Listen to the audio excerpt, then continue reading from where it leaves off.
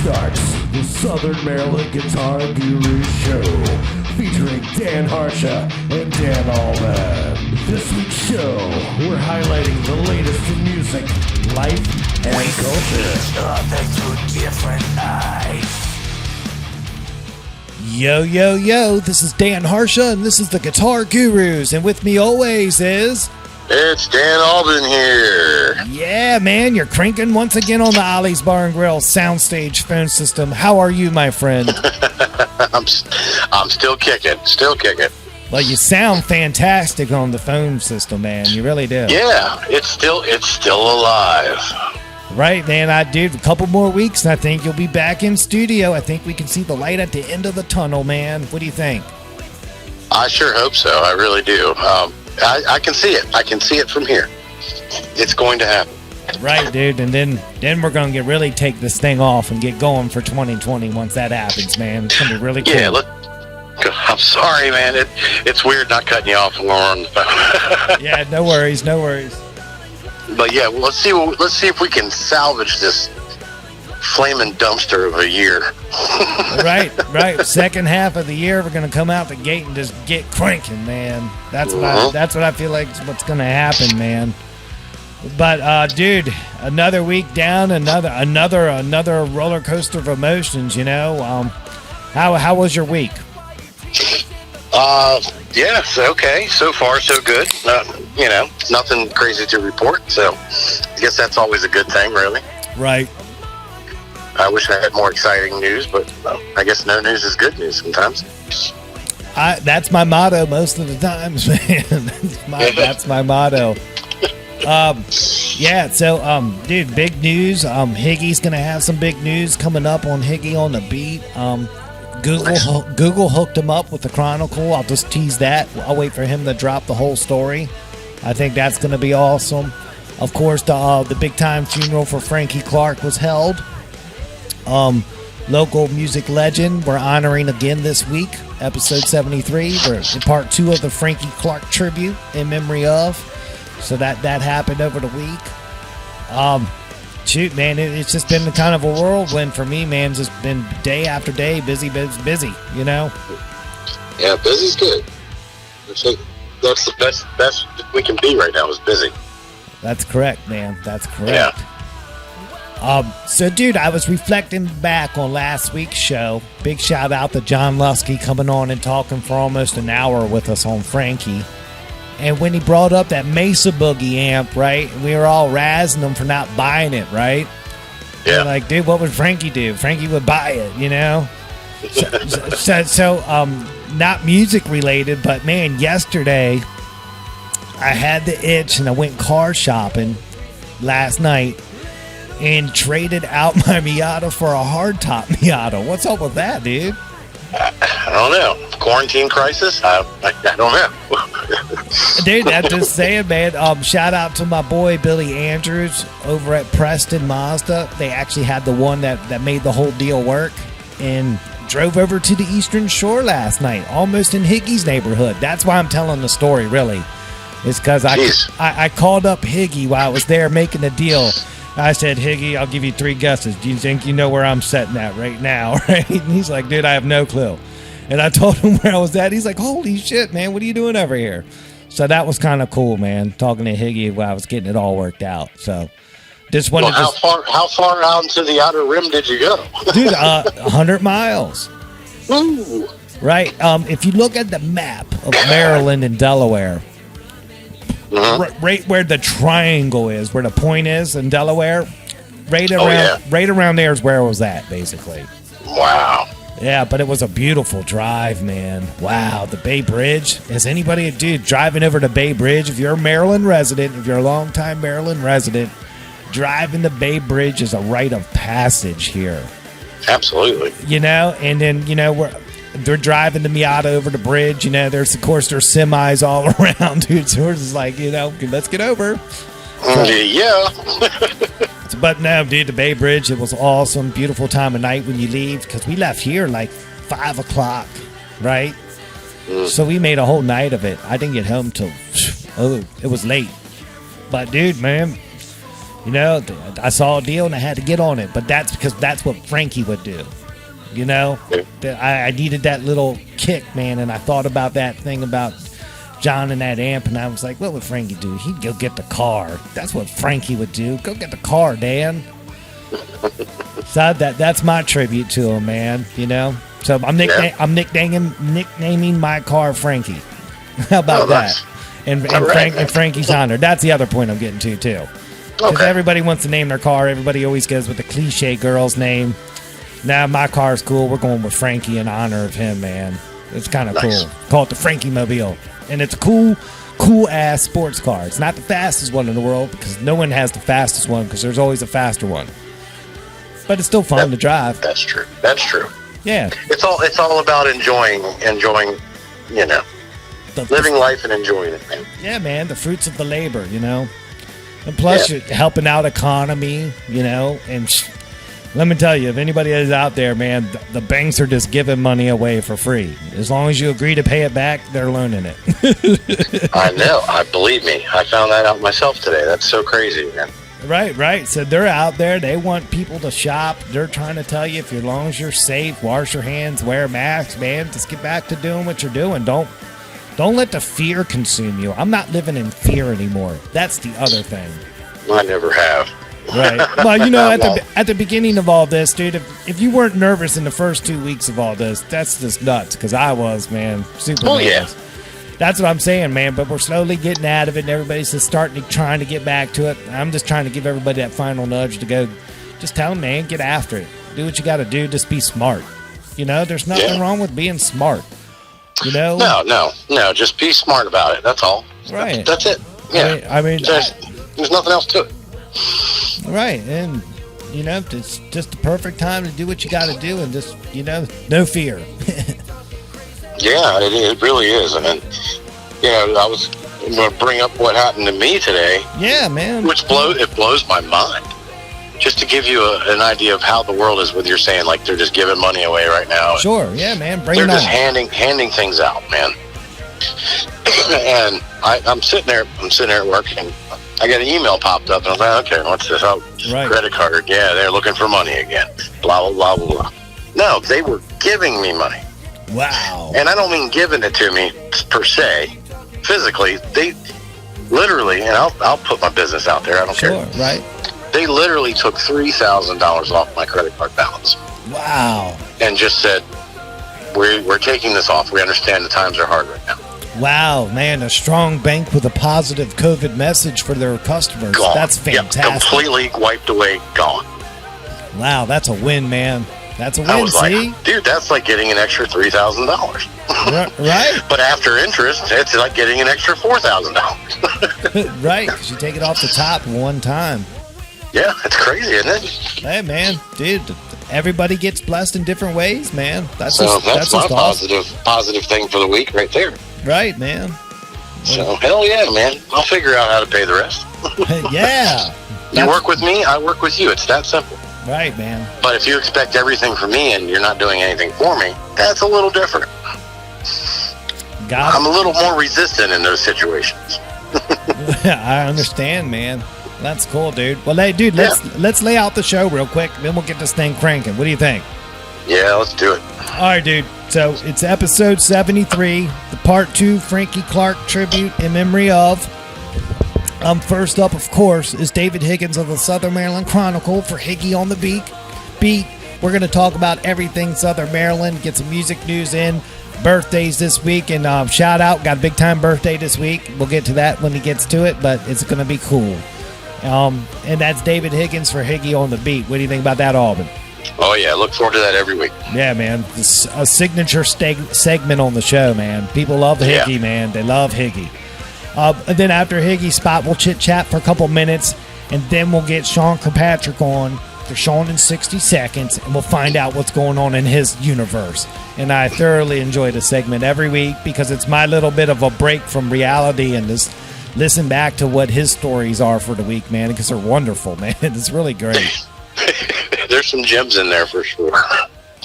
Dude, there's diamonds, man. He's a diamond mine, man. Diamond mine. So that's Sean Kirkpatrick. And then after Sean's spot, we're going to take a quick break, reset up. Then we're going to come back and do the real part 2 for the Frankie Clarke tribute. And this week we're going to have John Luskey back on the Ollie's Bar and Grill Soundstage phone system. And joining him is Mike Mead, another good friend of Frankie's. And we're just going to talk everything Frankie, hear some great stories, and really get to know the person Frankie Clarke. Because like I said last week, we got to know him through the show last year. We had our one great interview with him. And we look forward to many more, but that's not going to happen now. So we're just going to reflect back and let them tell us the stories and just and then put some closure on it, man. And just God bless Frankie, you know? Yeah. Yeah, I'm looking forward to getting Mike and John on here tonight and just sit back and listen to what their stories and their reflections, and it's going to be an awesome time. Yeah. And that's the show this week, man. And then next week we got some cool stuff planned, so stay tuned for the Monday post about next week's show. But this week is episode 73. It's the part 2 in memory of Frankie Clarke. And dude, let's just get this thing cranking. I'm gonna get Higgy on the horn on the Ollie's Bar and Grill Soundstage phone system, and we'll get them cranking. What do you think, man? I'm ready, man. Let's do it. All right, dude. I'm gonna put you in the legendary hold spot while I dial them up and crank the promo. Yeah, we call that the Albin spot now. Yeah, I love it, dude. Here we go, dude. We're gonna get David Higgins on from the Southern Maryland Chronicle for Higgy on the beat. We're gonna get the phone system cranking. There it is. It's ringing. Let's see if Higgy picks up, man. Good evening. Hey, Higgy, it's Dan from the Guitar Gurus. You want to go on the air, my friend? Sure, why not? Awesome, dude. Hey, I got Albin hanging out in the Albin spot on the other side, man. I'm going to merge them over, all right? All right, bring him on in. All right. Beep. Albin, I got Higgy. Say hi. Hi. Hi. Hi. Hi. What's up, buddy? We've done this so many times, it's like, I just want to keep saying, hey, what's up, man? Hey, now. Same old thing every Come up with a different way. Yeah, let's just say it differently. So, Higgy, man, before we got you on the phone, man, we were just breaking down how our past week was, and you got a surprise phone call from me last night. How about that, right? Yeah, that was a surprise. That's cool, man. But yeah, man, aces to you, dude. That's a beautiful area that you live in, man. I see why you like it over there. Yeah. It smells kind of bad during the summer with all the chicken poop, but you get used to it. You get scent deaf. Oh yeah, it's just like growing up next to the cow fields. Exactly, dude. Exactly. Yeah. Except for on the really bad days, it burns your eyes. That's a Maryland rite of passage too, man. I was telling. Graduated from Cowboy High, lived next to chicken fields. Right. I love them hot days. Right. Higgy, I was saying earlier that every longtime Maryland's passage of a rite of passage is driving across the Bay Bridge, man. That thing's awesome, dude. Got to drive it. I wish they would. I mean, they just got it redone the one side, ahead of schedule. Who knows how they're going to start the next one, dealing with everything that's happening right now. Right. But I had heard they were going to plan on starting that after Labor Day and going through the winter as much as possible, like they did this year. So we'll see what happens. I mean, they need to get the other span built. Oh yeah, dude. There needs to be a southern route. Yeah, dude. You're absolutely right. There does. Yeah. You're bottlenecking everybody up into Annapolis, the Annapolis area. If you try and put a northern route, you have everybody going to the Baltimore area. The only obvious place is to put it in, Calvert County area, going across right there. Right, and let that traffic bring commerce to the area. Right, you're gonna get that, and you can still keep it rural to a certain extent because you're not going to have everybody's not going to be going across that bridge.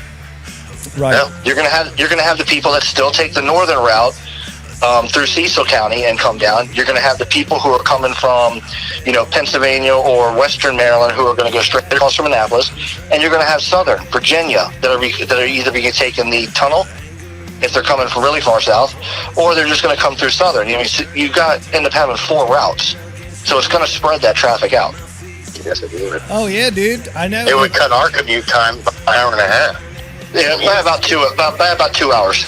Yeah, that would be sweet. Dude, I mean, I'm only about hour and 15 minutes away, but right, but I'm saying if we had a span in Calvert County, St. Mary's that went to the Eastern Shore, I'd be in the Eastern Shore almost every other weekend because it's just awesome over there. It's just it'd be a street shot.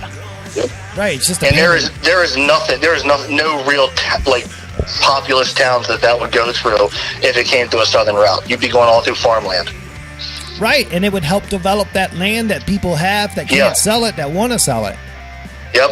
I was just looking at a report about the housing market because of COVID right now and comparing it to the Great Recession, 10 years ago, and how so many houses were underwater. And they were talking about Maryland being one of the most wealthiest states in the Union, but they rank, I believe it was number 7th for houses underwater. Oh, yeah. And the majority of those houses are Eastern Shore. Oh, wow. Wacomico County, which is where Salisbury is, 18% of the homes are underwater. Wow. They just owe more than what they're worth. Yeah. Wow. This area over here, a lot of it is poverty-stricken because it's all farmland. It's all small family-owned farms that are subsidized by Purdue and the ones that do the vegetables and things like that. So they're not making a ton of money. They just have a lot of land. Right. Most kids over here are on free or reduced lunch. All right. There's Judy centers over here, which are basically, for families that don't have a lot of money to send their kids to the daycare and pre-K. That's what these are basically over here. They have them up in Baltimore City, PG County, things like that. So, putting a bridge to go across over here would be a huge help. Yeah, man. Shoot, dude. Well, let's just get Higgy on the beat started because we've already started. but we got it all figured out. Yeah, but real quick, you know what tripped me out too about the bridge? It's been so long since I crossed it. I forgot they took out the toll booths. Well, they just did that about a month ago. Yeah, that was cool, man. I just zipped on through. They've been doing it on and off. Like they were there, but they were doing the electronic tolling. Started that about 6 months ago. And then once COVID started, they went to no toll whatsoever, and then it kind of went back to electronic and cash once they got the construction schedule worked out, and then it went completely to all electronic. Oh, I guess I'll be getting a bill in the mail then. Yeah. They do. The governor, it's got to be about almost a year now, did a press conference out here about it, where they do the transponders for free now. And if you have if you have the transponder, it's a lot cheaper to cross the bridges. If you get caught without it, you're paying full price. Oh yeah, I'm paying full price. So when we get to Southern Route Bridge, you're going to need to make sure you have that if you're going to be coming over every other weekend. Save yourself a lot of money. Right, I agree. Cool. Oh, all right, man. Well, shout out to the Maryland Department of Transportation, you son of a bitches. All right, man. What else is happening, Hig? Not much. Just working through the week. It's actually been kind of quiet this week with with everything kind of reopening. We had the protest in Charles County in La Plata last week. Honestly, it didn't pan out to be as much as I thought it would be. There was probably 75 people there at the most. Right. And that was between protesters and counter-protesters. But it was peaceful for the most part. I mean, there was some shouting. That's how it always happens. There were some individuals there that wanted to be there with other intentions rather than what the issue was about. But overall peaceful. There's a movement growing in St. Mary's County right now with some business owners, restaurant owners in particular, about being able to offer outside seating right now. There's actually a meeting. This is Tuesday when we tape, like we like to remind people. I just got off a Zoom meeting with a handful of business owners that were meeting with Commissioner Mike Hewitt and Delegate Matt Morgan at Seabreeze, wondering, why they can't do this outside seating. If you can go into Walmart, you can go into Lowe's. Outside seating, you get a lot more space. Right, you open air. So I've been talking to some people in county government and state government, and what people don't understand is stage 1 was just about getting us back on our feet. Right. The rushing. Getting us back out there. Let's everybody go for a couple weeks and make sure we don't get any more spikes in hospitalizations, ICU, and acute beds. That's the numbers they're looking at. They don't care, or I don't want to say they don't care, but they're not looking at how many people are infected or how many positive tests they get. We're going to get those higher numbers because we're testing more now. Right. Governor Hogan announced today that you can now go get a test without being symptomatic. We are at that point now where if you just feel like you have it, your doctor can give it to you. That's cool. That was just announced today. So, right now they're looking to see, okay, we've kind of opened the gate a little bit. Are we going to get the spike in the next 2 weeks of people getting sick again? Because it takes about 5 to 7 days to incubate, and then, you start getting the symptoms. So we would know within 2 weeks. Well, ICU, acute beds, and hospitalizations have been gone down since about the April 25th, 26th is when we saw it start to plateau and then start going down. So the numbers are low. So as long as everything stays as they are, we're going to be stage 2 by Memorial Day weekend probably. Nice. That's kind of the. I'm not sure if it would be this weekend, but maybe early next week. Okay. Because then we're going after basically the 2 weeks of stage 1. Because that was March 15th. That's right. Memorial Day weekend's early this year. Yeah, that's. So I'd say the end of the month. That would be the 2 weeks. Yeah. The 29th. That area. Yeah. So you see, as long as we're staying in those metrics, I see them starting to relax more. We are going to sit that way for the entire summer. Because as with any respiratory illness, this is the time of year it always goes down. Yeah. This is when the flu goes down. This is when pneumonia goes down. And what happens in the fall? It ramps back up. Right. So they're going to be looking to see, okay, just get us through this. Let's make sure everybody's good right now. We'll get everything starting to roll again. And then once fall comes around, let's make sure that we don't have this problem. Right. And that's where we're going to be at. Hit. So Well, that's what we got to do. That's what we got to do. Right. I mean, like I said a couple weeks ago, I said we've done all this work. Why rush it for a week to ruin all the work we did before? Right. I mean, I understand everybody needs money. I get it, man. We're all Right. hurting. We're all hurting. Right. But, dude, if you rush it and we all go back, you're never coming back. Right. So I would just bite the bullet Yeah. for another 2 weeks, get your shit together. That way, when May 30th hits, man, just go for it. Get some. May 30th, first week of June, somewhere around there. I mean, they're not going to keep us in stage 1 all summer. Right. No. Yeah. That would kill this state, this country. Right. This, like he said before this, we had to meet these certain goals before we could get to stage 1. It was being able to have the surge capacity in the hospitals, having the beds, being able to have the PPE, being able to have enough tests, being able to test people that aren't even asymptomatic. We are at that point for everything right now. So now it's just about keeping those numbers down. Mm-hmm. So if we do spike back up, we have those 4 pillars that he was talking about before. They're ready to go. Whereas they weren't ready to go before all this. We're now prepared for it. Right. So. Yeah, man, dude, we're almost there, man. I'd hate to botch it at the last minute, like the wrestler that doesn't know his shit in the ring, you know. Right. Celebrates too early. Yes, don't celebrate too early, you know. Just take it easy, you know. Then gets the last ride, you know.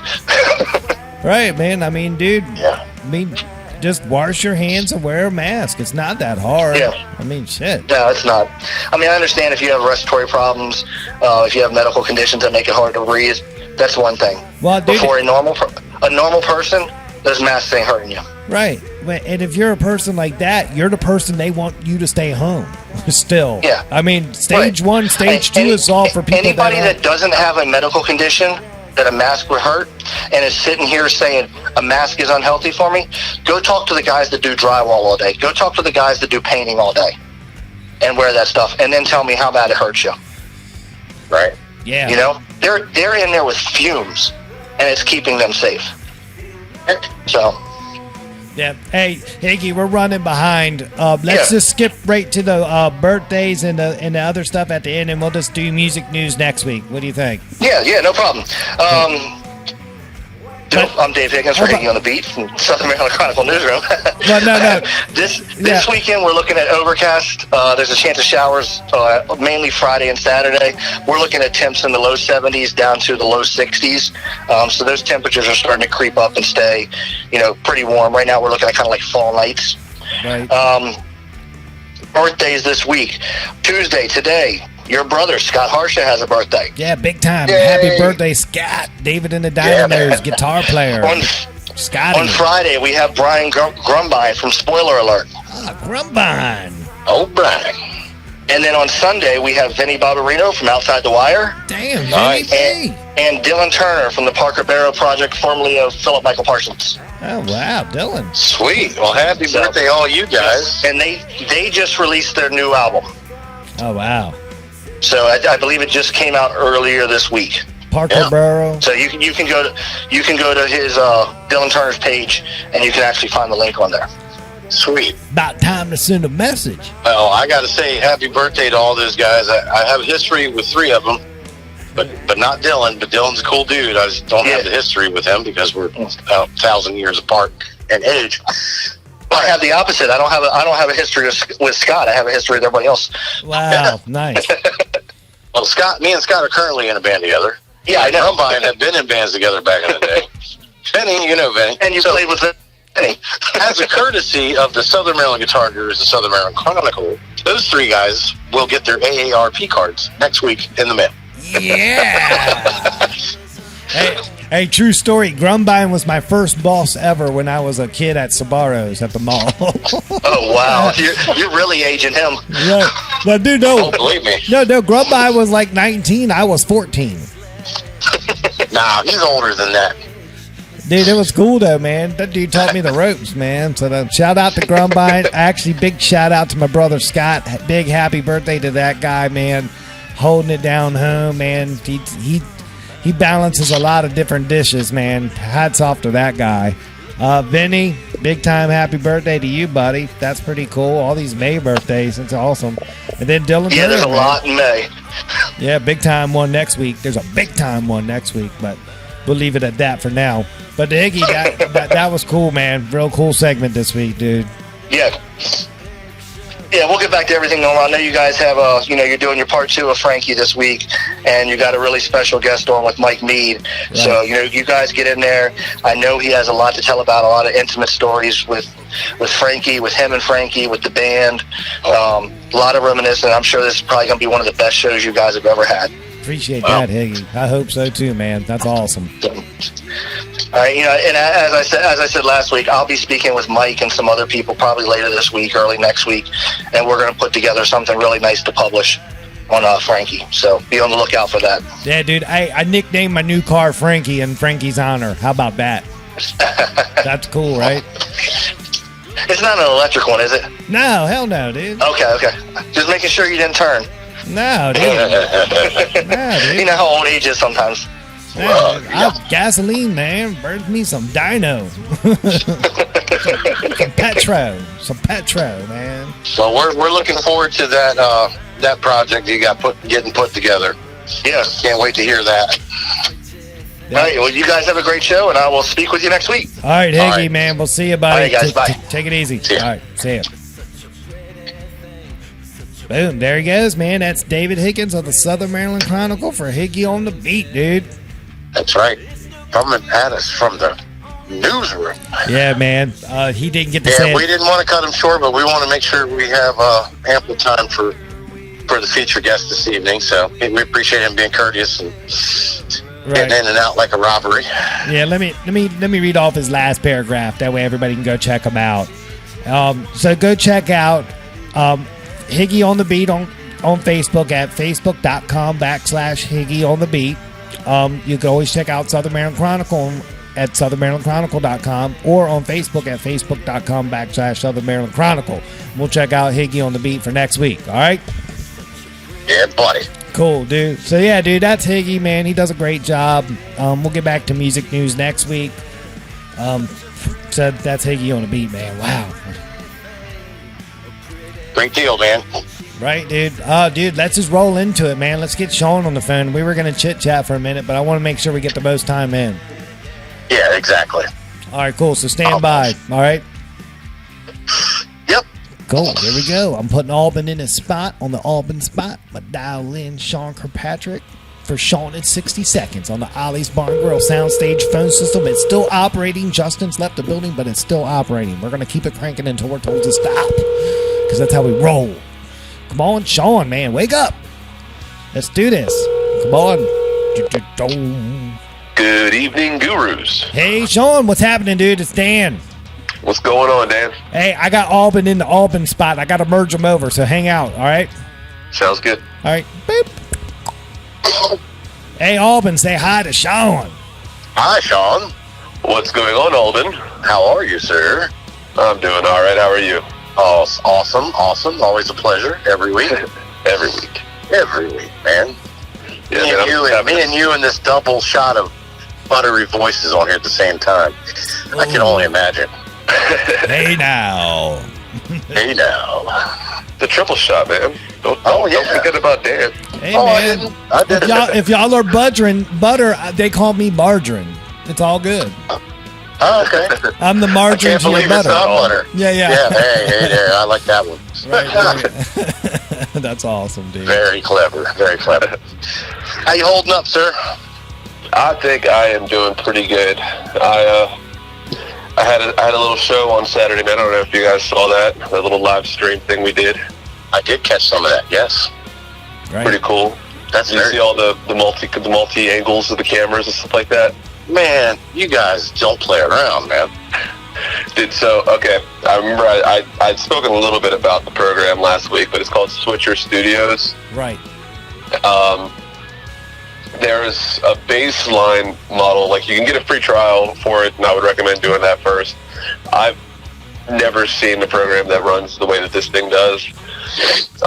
Unfortunately, it is like an Apple proprietary software, so if you use Samsung, it's not gonna work for you. But there are a couple other programs that are similar to that one. But we were looking into it, and apparently there's like a monthly charge to use this program. There's a commercial version of it where you can use it for like $39 a month, Right. which is more than I want to spend on that. Right. Yeah. But there's apparently a professional version that costs like $300 a month or something ridiculous like that. I'm like, who is using this? Good Lord. Right. And I mean, I guess. No, I mean, I don't know. I don't know who would be using that unless you're like unless you're recording weddings or something every single weekend. It's pretty much the only way I could imagine that would be a lucrative investment. Yeah, I mean, if you're doing that and actually utilizing the technology, $300 ain't nothing. It's a stinger, but it's not like undoable. So, But you got to be bringing in some good money to be able to afford that kind of thing, man. I mean, that's a big chunk of money, man. Even $40 a month is like, whew, I don't know. Hold on a second. Yeah, and I mean, I haven't like gone 100% into the software yet, but from what I could tell, it only connects to other iPhones, like other. Yeah, I mean, I tried to put Switcher on my laptop even, and it said that I had an IP address assigned to my webcam or whatever, and then when we tried to hook it up to the main motherboard controller, whatever, the main runner of the program, it couldn't find me, but it had no problem finding any of the other Apple devices. So weird. So yeah, it's some weird proprietary shit that they got going on. That conglomerate bullshit. But yeah, I would definitely look into some of the other ones. I have not gone into looking into that. I had a really, really long day today, so I'm having a staring match with the Sandman right now, and I didn't get a chance to look into more of the other options that are available out there. But I think if you just Google like switcher hub or like a camera hub or live switchboard kind of thing, right? You can find a wide variety of softwares that can do the same thing. Wow. Yeah, that is a great. I mean, that opens up a lot of possibilities. I mean, it is a great app. I mean, sounds like it. You know. Oh yeah, and I mean the possibilities are endless with that app, because if you had, like, say for example, a video Drake stream on the back of your stage, you know, you get this app, you can theoretically have live cameras on the stage and have, like, scrolling through the band members, get close-ups and stuff like that live for relatively cheap. Wow. Yeah, I mean, it's pretty crazy. Like, if you could mount your cell phone to the headstock of your bass, then I could theoretically log into your webcam and project it onto the backdrop. That's dope. That's so cool, man. I mean, that's unheard of with just your phone technology and stuff now. That would have been a huge production thing years ago. That would have cost, thousands of dollars. Yeah, I mean, one show like that. Half of the stuff that I'm doing nowadays, back in 1975 was like someone would have fucking praised the ground that I walked on for some of the shit that I've done nowadays, Right. But now it's like, you got a whole light show in the back of your back pocket. I had my whole light show on this hard drive on my laptop, and I had what's called a smart error, which is like a self-monitoring whatever. The hard drive was crashing. Oh yeah, it was dude. a solid-state hard drive. And you took it to Arcadian, right? Right. Yep. Well, I was able to load my entire light show onto a fucking thumb drive. Wow. And that was it. Like, I gave him, I was like, he's like, oh, you want me to back anything up? I was like, nah, just give me a fresh one. And they put a fresh hard drive in there with a fresh Windows operating system, and I plugged that thumb drive in there, and boom, light show is back up and running perfectly. Yeah. Damn. That is cool, man. The technology is crazy. It's so crazy. It's impossible to keep up with, too. You're right about that. Yeah. What's that? I mean, there's just so much stuff involved with it, especially when you get into it, because just like with digital audio workstations, you have a million different choices. You could use Reaper, you could use Logic Pro, you can use Pro Tools. Obviously, the professional level, everybody uses Pro Tools, but when it comes to like video, digital video workstations, which I just came up with. Vegas. I've never heard of programs, Yeah, Vegas. It's called Vegas. Vegas, yeah, but I mean, that's not a live. I guess it is. I guess you could make it live, couldn't you? It's got external camera control. I mean, it requires some real equipment, no bullshit, but yeah, it can be done. Right. Yeah, I had Vegas on a long time ago. I did some video editing, but I didn't do any of the live, connecting nodes and stuff. I got you. Wow, dude. What was But I said I got you. I follow you on that, where how it all interconnects and how that's the different software. You can use a different software with all the different cameras, right? But yeah, I think with Vegas, I think you can use pretty much any camera, but it doesn't have. So this was the crazy thing, was like all you had to do was have the phones on the same internet. And where does it save the file to? There's no file saving. Like, nothing gets saved. It's because it's a live stream to Facebook. Right. It's on Facebook. You can record, and then you just pick which camera you want to record, but then it all gets saved onto the main iPad that has the program on it. So, like, if you're running it off of, we were running it off of an iPad, like Gen 6, and then we had just had random generation iPhones on mounts around where we were playing. And you could literally turn the phones off once you were connected. It was just using the webcam. Right. I got you. Yeah. Nice. Dude, Yeah. I mean, dude, just think about it. Every year, the new iPhone used to come out, and everybody's like, I'm trading my old one in, I'm getting a new one. Now people have collection of old ones where they're repurposing them for this. Right. That's fucking nuts. That's nuts. I actually found an iPhone not too long ago when I was doing some cleaning up over at the jetty. I found an Didn't iPhone. even use it. Wow. Yeah, it was in the sand. Wow, man. Holy shit.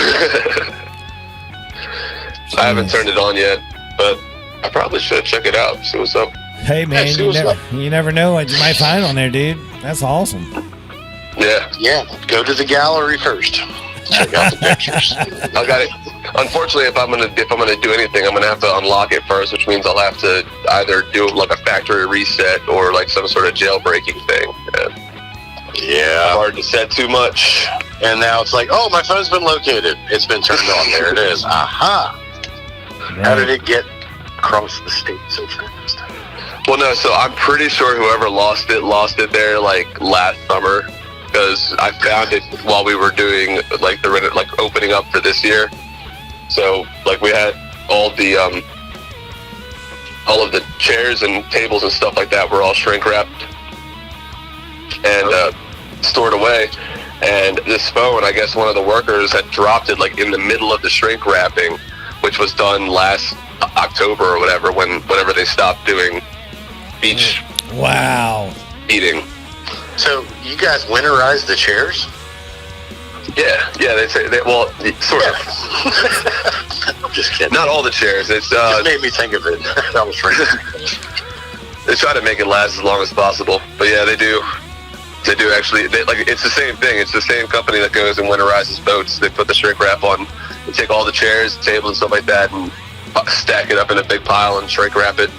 Nice. Right. That's cool, Yeah. man. That's cool. All right, dude. Well, we're coming up on it, man. Awesome spot. Sounds good. Yeah. Well, hopefully everybody else is hanging in there good. I don't know what else to say about that.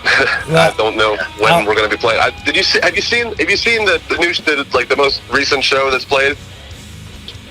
Somebody had a live show where they were doing social distancing.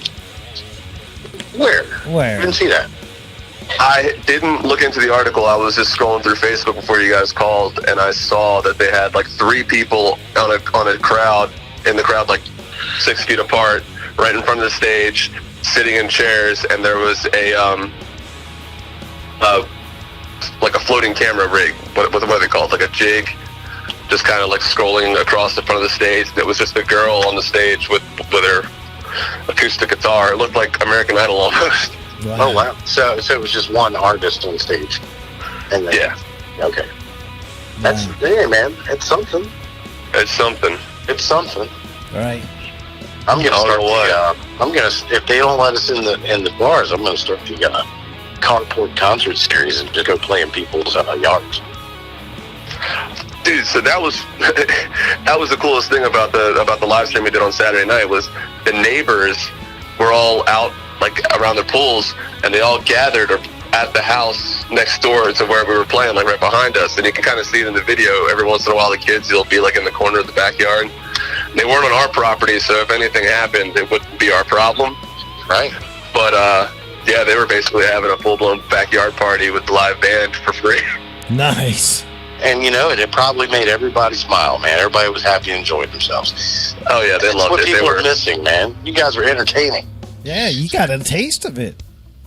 Yeah, I mean, it really, I needed it too. Like Lucky you, man. Yeah, that's Yeah. awesome. Hell yeah, dude. Shit, man, that's money. Money can't buy some of that shit. Here we are again, living through Sean for another week. Right? Yeah, perfect way to end Well- it, man. Perfect. God, that's perfect. Yeah, dude, so this is the craziest thing too, was at the first, we actually did 2 streams. There's only 1 stream up right now. The second one we took down because the audio, there was an issue with that. My dad forgot to plug the cable back in after he got a phone call from the owner of the jetty. Everybody thought they were open, right? Yeah, happened again. Everybody started showing up. We cut the stream and then went back to then we did the rest of the stream off of my dad's personal Facebook page, and that was the one that ended up having audio problems. And I think you could hear somebody saying some derogatory things about people that are stupid. Yeah, we don't have time for that crap anymore, man. Just stop, people. Right. Jeez. God, we're not all going to die. Right. Exactly. Right. And I mean, I don't make light of the ones that are, but I'm just saying, there's nothing written in stone that says you're all going to die from this. So just stop everything you're doing. Yeah, me neither. I didn't even believe I just said that. But here comes the backlash and emails. All right, it's just the alcohol talking. It's just the damn beer talking, people. Relax. There it is. I fixed it. All right. So, hey, Sean, this is real cool, dude. I appreciate it. We really got to hit it up.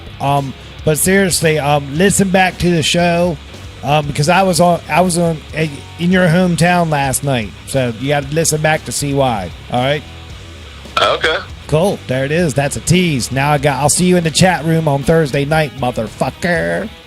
I'll try to be there. If not, I'll listen to it whenever I can. See, that's a great answer. That's what I always end up having to do. Right. I got you. All right, dude. Hey, from the Gurus, dude. We'll see you next week. Thank you, sir. All right, guys. Take it easy. Good, brother. Peace. Be good. Yeah.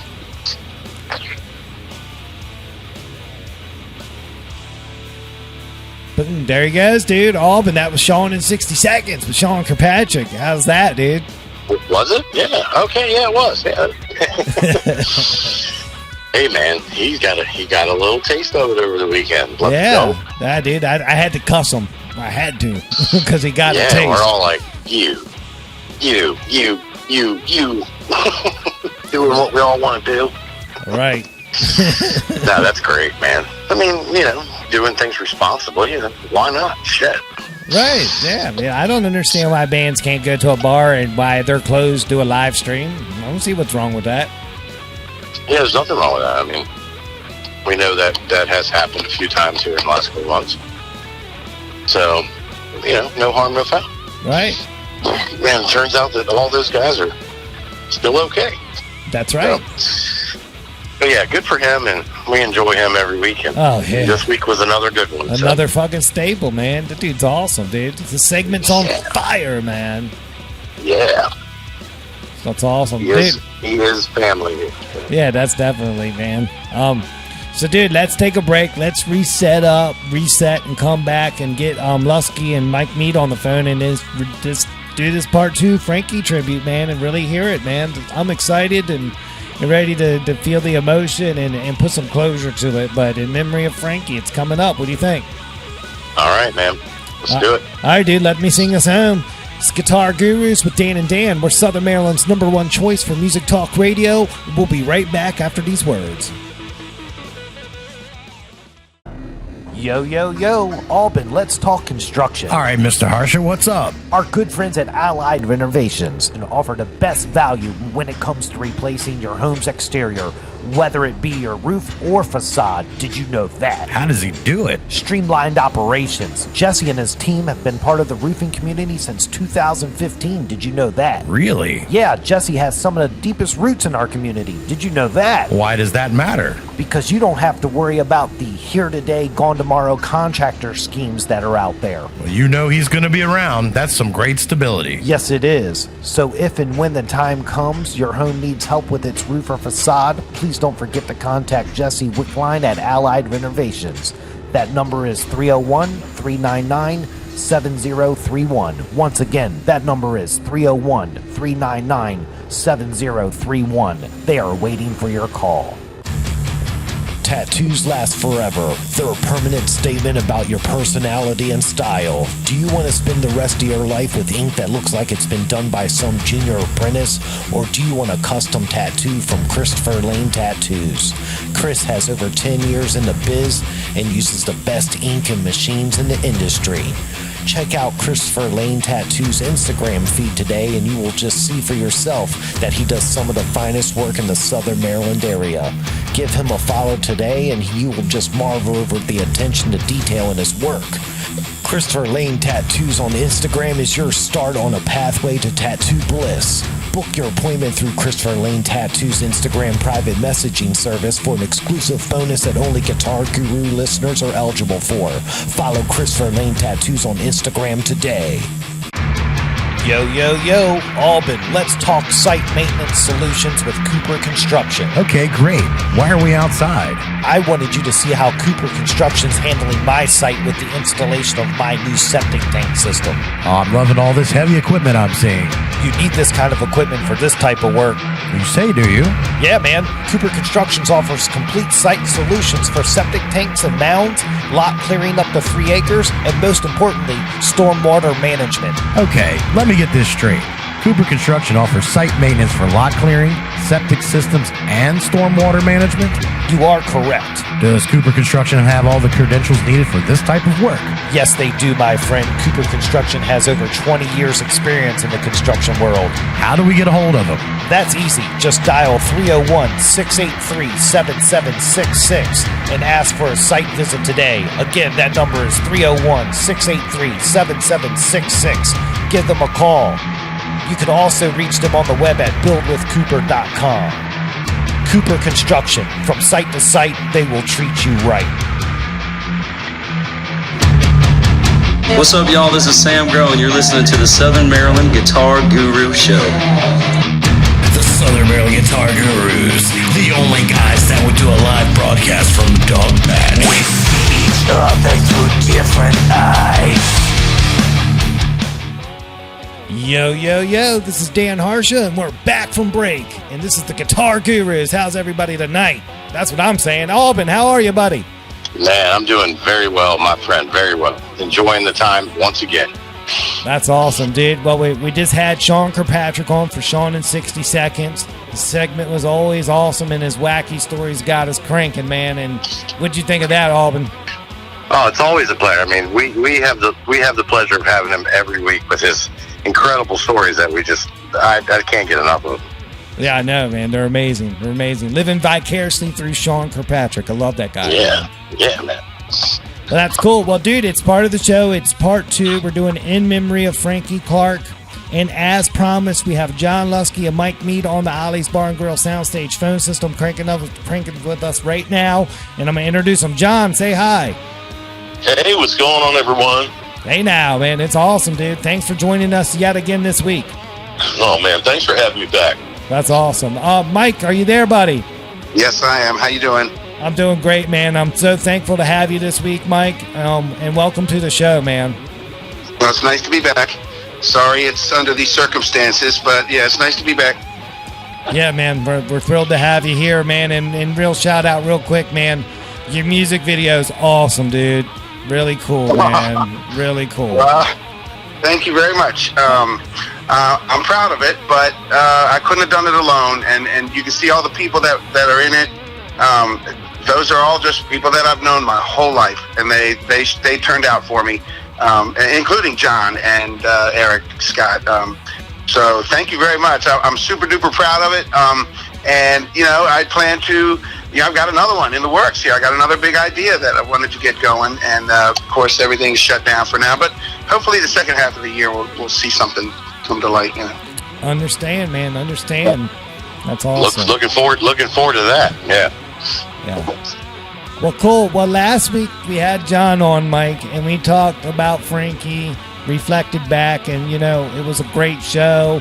Key points was Luskey was thinking about buying a Mesa Boogie amp. Right. And he kind of cheapened out on the deal. I gave him some kind of speak, and then he said he was going to buy it. So my question is, did you buy the amp, John? Well, I haven't watched it on Reverb. All right. I haven't pulled the trigger yet. All right. No. But it's not sold either, though. But that 76 Les Paul I was looking at, the tobacco sunburst sold. So Mesa's looking a lot closer to home now. Wow. Nice. I dig it, dude. Remember last week I said, what would Frankie do? And what did you say? Yep. He said, you better buy it. You should buy it. That's right. And the fact that he's gone, it only means that life is short, man. Live it. Right. That's right. Buy that boogie. Right. Get a little boogie in there. That's what it's about. Yeah. Right, and I'm thinking that right because how my week was so up and down, man. Last night I drove to the Eastern Shore and traded in my one sports car for another sports car, and I nicknamed it Frankie for Frankie, man. What's up with that, guys? Oh, right on. Because I was making a deal, and I said, "What would Frankie do?"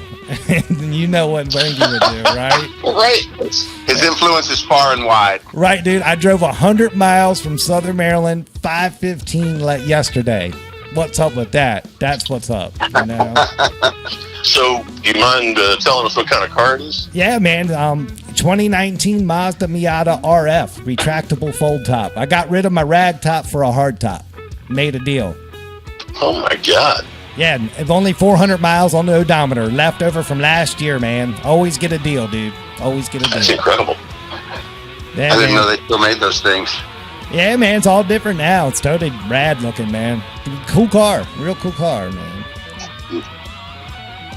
But that's cool, man. But that's my story, dude. You know how I am. Yeah, you got me Googling it.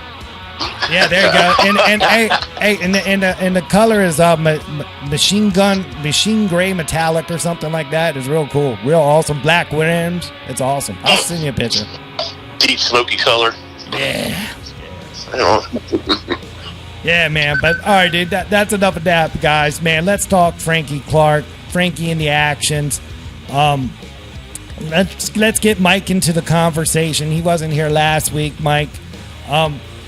Let me ask you this, man. When you first got the news, what was your first reaction? Because it was surreal for me, man. Like time kind of stood still. I didn't know what to do. Well, John's the one who called or texted me, and I called him right back, and I collapsed, man, onto the floor at work. You know, it was that powerful. John, was on the phone with me while I was reacting. It was tough, man. Because I just talked to him the night before, just the night before. So, when I got this weird call from Eric Scott asking me to check on Frankie and call him back, I was like, wait a minute, man, I just talked to him. What are you talking about? And so, when you recount these stories, it's all these little things you remember. And so, I mean, when I was at work, I was incapacitated, completely debilitated, unable to breathe.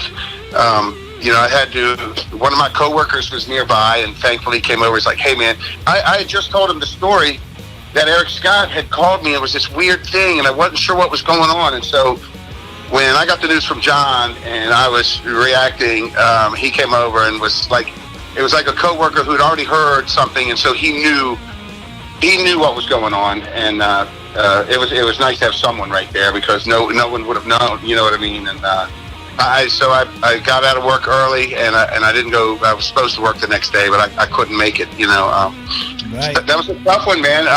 Real tough. Right. Frankie and I, when we got together, did I ever think that one of us would bury the other? Hell no. You know what I mean? I just thought we'd live forever. And. Right.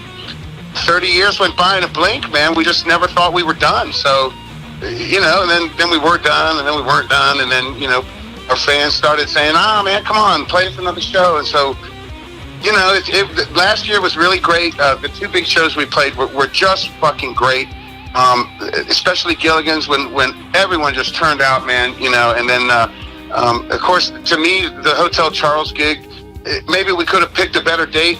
Instead of 2 weeks before Christmas, which I think hurt attendance, but in hindsight, Frankie's health declined 2 days later. So, that was the date to play, I suppose, now, And it both were nice big shows, and I think it was a fabulous, top off to our 30-year run. That was a good top off to our 30-year run. I'm okay with it. Right. Can you confirm that the last song that Frankie played on stage was Freebird? Yes, I can. It was. Dude. Yeah, it was. That's the fucking coolest fucking send-off song in the fucking history of the world. And that's just, dude, it just takes that song to a whole nother level. Dude, and you know what I'm saying, right? Yeah, he's a free bird now. Right. That was our when we we didn't always end with that one, but once we started making it our ending song, it never went away. That was, you know what I mean? We never replaced it with anything else. And Frankie would always dedicate it to the military, the armed forces. Every time he took the microphone, and he always used to say, "What should be our national anthem?" And the echo would go, "Anthem, oh, oh, oh," you know. I can hear it right now in my head. If you watch any of the videos on YouTube, man, there's so much good Frankie videos, Frankie in the Action videos on YouTube where Frankie looks so great, you know, playing that lead guitar and just doing that lead solo that he always played, which we all knew by heart, but every new audience was just amazed by it. So, man, I could go on forever, you know. But tell me your top 3 musical moments with Frankie, since picking one would be so hard.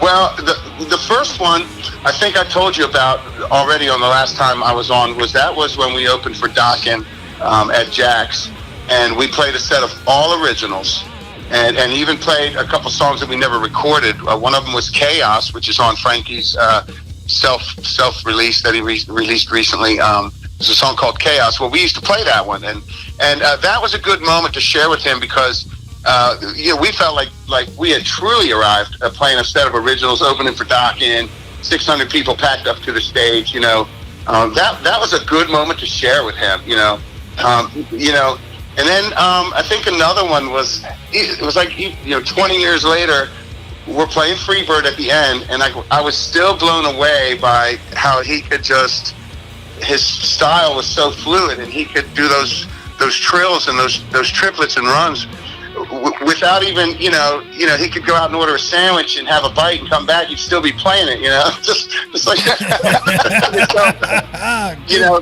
And one night I leaned over to him and I just go, I was, you know, all those years later, I was still so impressed with him, and I would say, Mike, how do you do that? You know, and he looked over and smiled at me with his and his eyebrows shot up, and he just goes, I don't know, and he just kept on doing it, you know. It's like, whereas if I tried to do that, you know, my fingers would tighten up and clinch up, and Frank just had this fluid style that just flew, man, flew. Dude, and the water in Southern Maryland. For number 3, I suppose, you know, maybe the last, the number 3 would have to, I'm going to have to split it between the last 2 shows. Definitely the last 2 shows. Maybe the moment on stage when in December, it was actually my birthday. Usually it's always somebody's birthday. It was my birthday in December, just 2 days later. And I made a big deal out of giving Frankie a bottle of wine on stage because it was a Washington Nationals etched memorial bottle, and they had just won the World Series. He had just taken his son Nick, and so I gave Frank a present on my birthday. You know what I mean? And made a big deal out of it on stage, and that was a really, really great moment. It had nothing to do with playing. It was 30 years of friendship. You know, so those are the top 3. You know, in no particular order. You know. Maybe the last one was the best one, you know what I mean? Because it was hard earned, well earned. We bought and paid for that one, man. You know. That's awesome, man. I love that insight. How old were you when you first met Frankie? When I first met Frank, I was maybe 25. Okay. Or 26. So it wasn't a childhood thing. You met him. No. I met adult. Frankie through the music scene, and it was actually through one of his students. He was a substitute teacher when I was in crack, and we had this young kid helping us out. A kid named Bobby Mills. Bobby, I hope you're still out there somewhere. Bobby Mills, we were at the Bayou, and he said, hey, Mike, meet Frankie Clarke. You know, this is my substitute teacher. And I'd already seen Frankie in the Action's name in the paper every weekend. A lot of clubs used to print the band's names, you know. And oh yeah, I remember a kid reading it. And I remember that's why I met him at the Bayou. And then Kraken was breaking up because that scene for me was kind of falling apart. That real hard metal. And then Frankie's surf thing was I don't know what was going on there, but he really, and John, I'm glad you're on the line because he wanted to model after what Nasty Habit was doing at the time. That is what he wanted to do, and he flat out said it. He goes, I want to play. He called it Gypsy Sleaze Metal. That Dude, that's what he called it. That is the honest to God truth. He coined that term, and John, he wanted to do what you guys were doing because you guys were having a lot of fun, and you guys were red hot at the time. That's what he wanted to do, and that's when we got into it in late '89. I started rehearsing with Frankie and Jeff and Doug Sanford. That's man, cool. I've never heard that before, Mike. True story, John. Things will come out, John. Things will come out, as we go. God. There's a million things you haven't heard. There's a million things I haven't heard, all these people talking about they knew him on the educator side and the Shakespeare side, and I knew about all that, but he didn't really share all that with me so much, and that's okay. I'm okay with that. I'm glad I got the rock and roll side of Frankie. You know what I mean? I'm super glad that I got that side of it. I got no regrets, not even a second thought. You know what I mean? Like, and you know what? That's something I'm envious that you got to experience that with him, because I never got the rock god on stage with Frankie thing. I mean, we would hang out, but and a couple of times when I do solo shows or whatever, he'd get up and we'd jam a little bit. Nothing like what you guys experienced. Like the last show I saw was that one y'all did at Gilligan's in August, and it was the epitome of rock godness, because it was just the lights, the smoke, the sound. It was incredible. Oh, thanks, John. Yeah, it was fun too, and it was hot. Oh my God! It was just a super show. Yeah, and it's just like for all the years of playing in small clubs, anytime we got hold of a big stage, it felt pretty good. Like we always took to a bigger stage, and I was really glad that like Joe Penn and all the and Les and all the people who pitched it, especially Jay Shade for putting the whole show together. He's the one that called me and got us into that show. So I cannot let that one go by. That show wouldn't have happened if Jay hadn't made that call, because I'd been telling Jay and them, like, I was pretty much, there was a couple of years there where I was kind of like just saying, okay, I'm done with Frankie and the Actions. I want to focus on the Mike Mead thing and move forward in that direction and kind of let it lay and be proud of it. But then people kept, quite frankly, throwing money at us, and the fans kept saying, come on, man, come on, So we knew we couldn't do it on the regular, but we said, let's get back together and play a couple of shows a year, and we did those two, and just Frankie's help didn't make it, man. God rest his soul. I'm just so glad that you guys did decide to continue for a little while with the half-yearly shows. I mean, yeah. It's just, oh God, it was such a neat experience to see that. Yeah, man, and how you guys evolved. Yeah. It's funny. So around the time I met Frank, I think it was before we actually started playing together. I'd met him already at the Bayou, and I was in Kraken. And like some of these posters that I've seen, people are posting pictures of old flyers from Wilmer's Park, and one of them says Frankie and the Actions with Mike Mead on vocals. And so that must have been like one of our first gigs or something, the first iteration of it, right? I love those old posters, man. Those things are awesome. And I remember, like, at that time, we were all hanging out at Michelle's, and I can't remember when it switched to City Lights, but I guess it was Michelle's / City Lights. At that time, it was the late 80s. Jeff Hoffman used to manage the club for a while, and then I was, like I said, took over my family's business. And I used to hang there. I remember telling my mom, I said, Mom, I don't really know anybody in the daytime. I said, all the people I hang with, my social hour is between 10 a.m. and 10 p.m. and 2 a.m.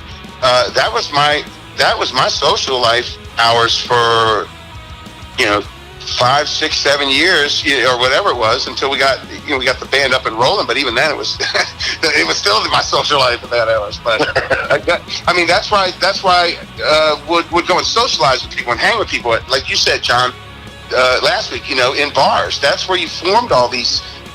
Nobody texted, nobody called, nobody. It was like, who's at the bar tonight? You know what I mean? Who's at Michelle's on a Thursday night or a Wednesday night even? Right, and that kind of environment made it easy to just approach someone and have a direct conversation, shake some hands, Yeah, No, that's where Bonnie Marr attended bar at City. And that's right. Yeah, Marsha Hubble, Bonnie Marr, still much involved. She had an MR2 and her tag said MR2 much. Yeah, she did. Yeah. Nice. Now she's a huge local music supporter. She's friends with all the bands. Everybody's known her for years. Bonnie's because that she was in that scene. So shout out to her. She loved Frankie. When I called her, she was crying so hard. I couldn't even understand her. She loved Frankie to death, man. So. Right. Yeah, man. Hey, well, speaking of old flyers, Luskey just sent me a picture of the City Lights flyer from May 1990. What a gem this is. Dude. And you see the circle emblem on the right bottom is the Frankie and the Actions logo. Yep. Wow. And man. they always got the primo spots. I was always stuck on a Thursday or a Tuesday. See, and I don't remember it that way. None of us remember it that way. Everybody thinks they got, something, got slighted somehow. John obviously remembers it that way. Dude. Everybody else had. I was like, well, it just goes to show you in what line of succession it was, because once Frankie and the Action started, boiling and getting to a high spot, they just started getting these incredible gigs. I mean, I never played the Purple Moose. They're playing the Purple Moose. I'm like, wow, this is incredible. And they're opening up for these big acts. And I'd known Mike while he was in Kraken, and Frankie, of course, in the pre-Mike phase of Frankie and the Actions, and just being friends. But to see that happen to them, it was truly joy to me. I mean, it's not like it had a negative connotation deep in my heart. It wasn't like I'm wishing the best for them, because I'm watching them just blossom and skyrocket, and maybe I can open for them one day. You know what I'm saying? Oh my God! Right, a lot of back-to-backs, man. What's up with that? You remember that? So John, that's interesting that you say that, because remember recently and I'm sharing a lot of personal stuff here, but remember when we were filming the final scene in the Lime Green Sunshine video. Oh, yeah. And you're walking up, and Lindsay Owen is walking up, and Eric Scott is walking up, and I looked at you and I said, what the fuck? Why are you guys here? And you're like, hey, man. And I told you that day, I said, you know what, man, for some reason, all those years, I always felt like I wasn't part of the Midnight Special type people and the Eric Scott type people. Like, you guys were proper musicians playing proper shit. We were like, all we wanted to do was fucking rock hard. And and now to hear you say it like that, you're right. I mean, we opened up for Dokken, Jackal, Slaughter, Blue Oyster Cult. Dude, that ain't no small task, man. That's fucking awesome. 5 times. Well, it's 5 times. We opened up for Kicks 5 times at Jack's, 5 times. But look, it really has a lot to do with, and I got to say, it's because 2 days, the day after Frank died, Jay Nedry called me, and I hadn't spoken to him in years, and he called me personally and said, Mike. Explain who Jay Nedry is first. Jay Nedry is a longtime drummer for the Road Ducks, who, they were the ones who were personally responsible for keeping Leonard Skinner's music alive up and down the East Coast after Leonard Skinner's plane went down. As a matter of fact, when Leonard Skinner got back together after in 1987 when they played the Capitol Center, they marched all the members of the Road Ducks onto the stage at the Capitol Center, and Jay Nedry was one of those guys, But Jay Nedry also was a true believer in live rock music, and he owned Jack's nightclub in Springfield, Virginia for many years. But I've known Jay since like 1988 when he introduced us at Wilmer's Park. He introduced Kraken at Wilmer's Park, and I think when he first had us over to open for Dokken, it was like a flat out, okay, Mike, because I know you thing. And then when we delivered the goods, man, he kept bringing us back, and so it's because who you know. But if we didn't deliver the goods, he wouldn't have had us back. But tell him what Jay said to you guys at the end of the show when everything was all said and done. I think that is amazing. Like when we played that one set that I'm talking about, when we opened for Dokken, all originals, and we closed with Frankenstein. Jay was right, and when we were done, the crowd was going nuts. And Jay's right there off the side of the stage, and he just goes, "Good fucking job, Mike. God damn it, I'm tired of shitty bands playing shitty music. They should take a fucking lesson here. You know, I mean, he laid it on in one sentence real hard and firm, and that's the way Jay Nedry is sometimes. And I respect him as a businessman, a musician, and a great friend. You know, he's one time he chewed me out for not selling enough Blue Oyster Cult tickets when we were opening for them, and then I lit a fire under my ass, and we sold every fucking ticket after that. So, anyway. I love it. I love that, man. I just like it that both of your bands, Nasty Habit and Frankie and the Actions, were both secret rival bands. You're just finding out now. So that just makes it even better. That's fucking awesome. Are you trying? Don't stir up. Don't stir up. No. No, but did I already tell this? I don't know if I've told this one on the air, but I've told it to John. I told you, John, the other day, the story about when Nasty Habit was going on and we were going on. And I don't know where you and me were, John, but it must have been at City Lights or Michelle's. Yes. And we were talking about guitar players, you know, who's really good and who's this and who's that. Of course, I'm in a band with Frankie, and you're in. And at that time, John, I'd seen you play these guitars. Like, God damn, these guys are good. John can play, you know. But like John, you said it so casually. We were talking about guitar players, and you were just like, nobody touches Frankie.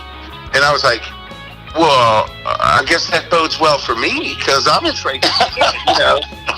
And when I went back and told that to Frankie, man, he took it as he was like, really? I said that? Really? You know, like, I mean, he knew he was good, but I think to earn that compliment and hear it from me, where he knew I was telling him the truth, you know, that you were telling somebody that, like, it really elevated him. He loved it. He ate it up, John. He fucking ate it up, you know. He loved it. He deserved to eat that up because he was such and that was like 95. I mean, you know, by the time I met Frankie, he was a super badass on guitar already. And speaking of Mesa Boogies, you know, he had this Mesa Boogie in a rack that I'd never seen any amp that looked like that before. It was this old, it looked like a house, you know, because it was layered. It got skin, you know. Am I saying this right? Like the bottom of it was wide, then it went up and it got skinnier, and then it got skinnier, and it was like, it was an old Mesa Boogie, John. What did he have for all those years? Well, he turned me on to the Mesa Boogie Mark III blackface, and I know that he had one of those, but the one you're talking about sounds like it might have been a combo built in. I don't know. When his shit was working, it sounded good. When it wasn't working, it was a disaster. Oh my God, but most of the times it was working, and I'll tell you what, man, it was nothing like seeing Frank, you know, play that solo to Smoke on the Water or Comfortably Numb, or even his own solos that he nailed note for note every time. There was, you know what I mean? He wrote solos that just blew my mind. Like, John, did you check out Darkness of Dance yet? Not yet. Nope. Yeah, that's off of our second album, Generation Y, which isn't. I don't think that's out released on the internet yet. But wait a minute, I have that CD. I think it's a greenish color. Yeah. That's the CD. I do, and that's the one with black is my heart. Yes, that's right. Yep. Right. And that's Frankie doing the lead vocal on that one. And I really enjoyed doing the background harmony on that one because I don't know, Frank had a voice, you know, it was almost flat all the time, but just not quite, you know. Especially if you listen to his older stuff, like you were talking about $22 last week, and then what was the other one? Something about surfing or some shit. I don't know. I dig it, dude. Mike, dude, you're such a great energy. I love that you're here with us sharing this. I love honoring Frankie's memory this way. You know, we're all relaxed. You're just letting it out, man, and I dig it, man. So I appreciate you. I appreciate you. You know, let me blow it out like this. I did make some notes, and I wanted to, because I was listening, and remember how John last week said that Frankie sort of taught him the meaning of juxtaposition. Yeah. Well, so Frankie also taught me here's what you said, John. You said he just simplified it. Juxtaposition sounds so complicated. He made it sound simple, but he did that for me too. The word convoluted, I suppose I'd heard the word convoluted my whole life, but just like I was telling you, John, it sounds like polluted or perverted, or Yeah, it does. and I just like it always connotated something bad or sinister, and I just said, Frankie, what does convoluted mean? And he just goes, just all jumbled up, all mixed up, just simplified it just like that. And I was like, oh, okay, I don't know, I just thought it was something different, something more, but he simplified it, And that's perfect, Frankie, right there. Yeah. Just getting it done, just making it simple. Yeah. And it probably shrugged your shoulders and said, Yes. It just means, things are jumbled up. Well, I think we were on the phone, but another thing that we used to do all the time was, so we all love the movie Spinal Tap, you know what I mean? And dude, we just used to do the British accents like you wouldn't believe. and oh my God! There was one thing. There was one thing Frankie used to just always say. We'd just go, "My liege, yes, my liege," and then the other one, you would just be clearing throats as a conversation. You know what I mean? Like, I love it. That's awesome. and it was like back and forth, just clearing each other's throats, and that was a whole conversation between two old British guys. You know what I mean? And I remember when he first became a teacher. He was the eternal student. Here's the other thing: in the first 5 years we were together, I remember no matter what time of day I called Frankie, he was asleep. I'd call him at 10 in the morning. I knew he wasn't an early riser. 10 in the morning. Frank. Yeah, and then he wouldn't even remember me calling. So I go, well, that's a bad time to call him. Let me call him at 3 in the afternoon. Call him at 3 in the afternoon.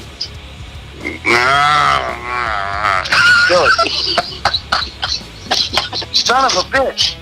Let me call him at 7 o'clock at night. God damn it, Frank. Well, during those times, he used to stay up all night long. All night long. 1, 2, 3, 4, 5, 6, 7, 8 in the morning. That's when he did all his home recordings of Stripped to the Bone, Real Wildcat, even some Generation Y, Tattoo Baby. He did all those things all night long, and so he was a real night owl. And then finally, it's like days go by, I wouldn't talk to him. So finally, I'd call him, and I tried like some opposite psychology, as it were, reverse psychology. I would just go, all right, later, man. Boom, hang up, and then he would feel like I was mad or something. He'd, well, I better call Mike, you know what I mean? And then he started calling me, you know what I mean? So that was just weird. But I remember, he was always the eternal student, always in class. And then finally when he became a teacher, I remember he was happy as shit, man. And I was so jealous because I've always worked hard my whole life. I mean, I've worked hard, man. And Frankie just I said, Frank, so you're a teacher now? He goes, yeah, man. And he was beaming. He was like, $27,000 a year and summers off. I was like, you son of a gun. I hated him for it. Right. Oh my God, man. Anyway. Hey, speaking of summers, can I just share this real quick story? Go ahead, man. Please. Mike, I'm out of breath. I am trying to remember whether you were at this party at my parents' house. I was, John. Yes. It was like a birthday pool party thing. It was in Clinton. And pretty much. Clinton. No, I'm talking about the one. I'm thinking about the one in St. Mary's. The one in St. Mary's. Oh, okay. That was the one where Frankie called my dad a bit. He leaned up to me and said, "Who's a vagrant?" And it was my dad. Yeah, right. Your dad had that long beard. It's like, who's the homeless guy? He must be the barn help or something. He'd retired from the police department a couple years prior. He just said, "I'm never cutting my hair again." So look, pretty much all musicians were at this party, and Frankie shows up a little bit later than most of us. He looks around, and with a really disappointed look on his face, he says, "Doesn't anybody have a gig tonight?" So later on that night, after we partied and everything, I ended up passing out, and my dad got off work, and he found me passed out. He says, "All right, host is down, everybody out." And people were trying to wake me up. And he repeated, "Get the fuck out!" My dad did. And then Frankie supportingly says, what the hell's wrong with you people? Let's go. Let's get the fuck out. Nice. It's so funny, and I know this not because I was passed out and heard it. I know this because my friend Buster told me the story, and he was right there with it. He said Dad took the hose and started shooting water up in a tree to get this one dude out of the tree. And this is in the era of Coors Light party balls. Do you anybody remember that? Yeah, I remember those. Yeah, sell them, John. I used to sell them. That's right. You know what? I probably bought all the liquor from Mead's Liquors over in Eastover. Yeah. Oh my God. Yeah. So hey, I got to tell you another thing you said last week, John. Yeah. You said, Frank, it was something about getting better musicianship-wise. And you said that Frankie said to you, just entertain. And your musicianship will improve. Just entertain. Yep. So we've been together for some years, right? And the landscape was changing a little bit. We had this gig down in Indian Head at a place called Mix Quail Inn. Oh, Mix. Yeah. I've been there. I went to that restaurant. Yeah.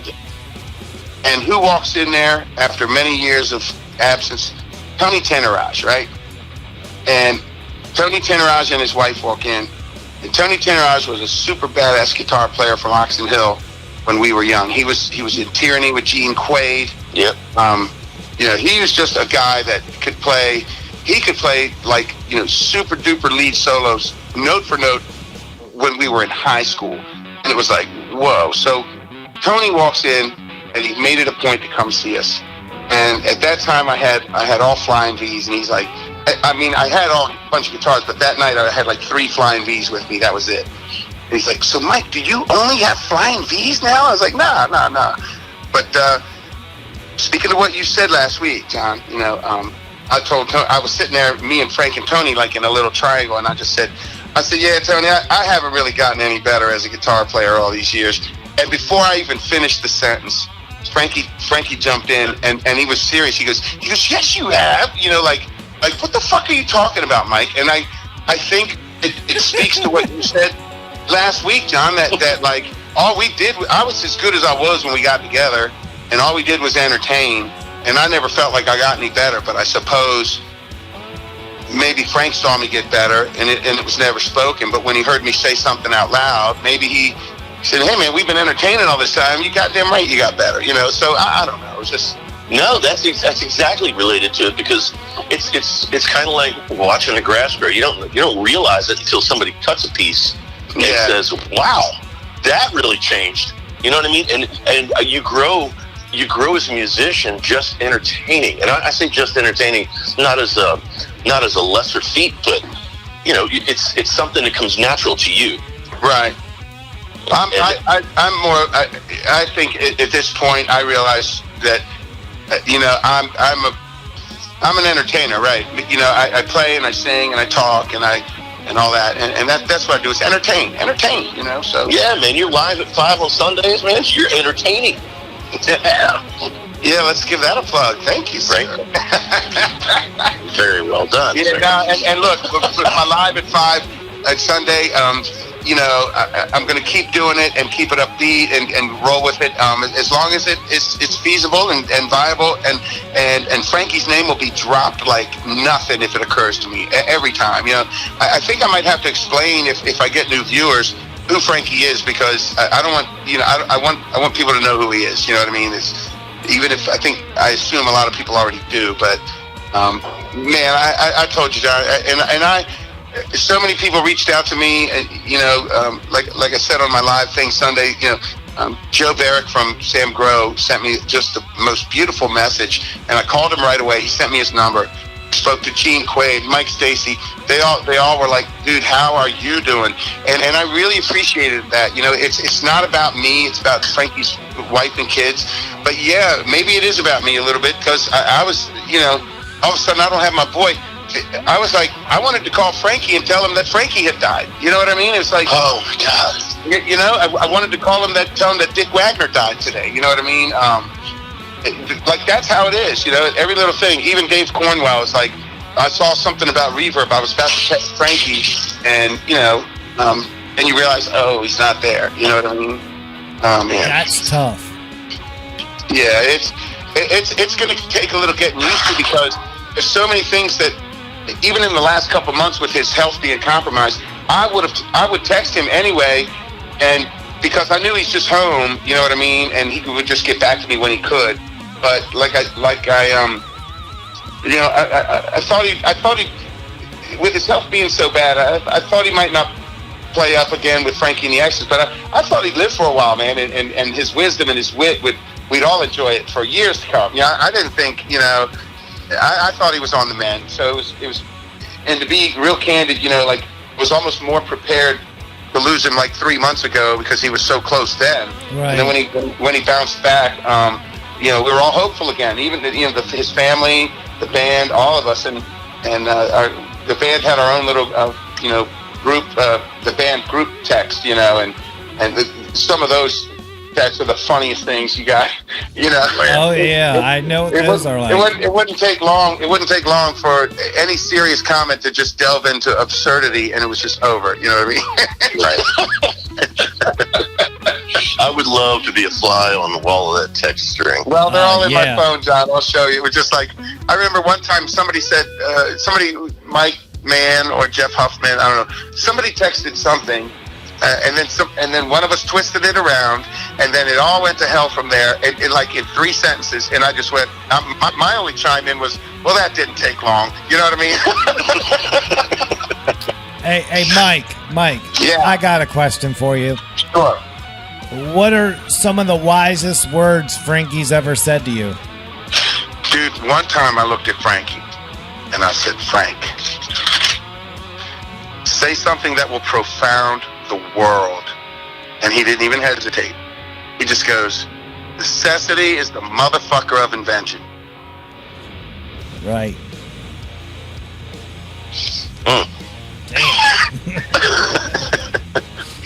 And there it is. And there's the quickness. What's the matter with the guy? Didn't even hesitate. He didn't hesitate. I don't even know what we were talking about. I just said, "Frank, say something that'll profound the world. Necessity is the motherfucker of invention." He put it that way. Yes, that's what he said. He didn't even hesitate. Wow. That's awesome. Man. I can't even imagine, man. I've just been listening. I've just been sitting back as a fan listening to you guys. Oh, but thank you. God bless you. It's hard, you know me. I talk a lot, but in this situation, it's much better for me to sit back and just listen to you guys. And these stories are fantastic, man. And there's a million more I know, and a lifetime of memories. And geez, I can't thank you guys enough for sharing that with us. I mean, that's not a courtesy that everybody would give, you know. Well, here's something I want to say about you guys.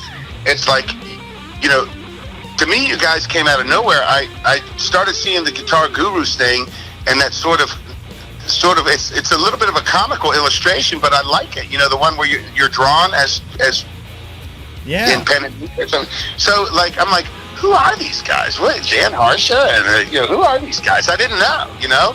And then all of a sudden, well, you guys are. I started catching on to who you were. I didn't even know Frankie had been on your program when he was, you know, those back probably a year ago now.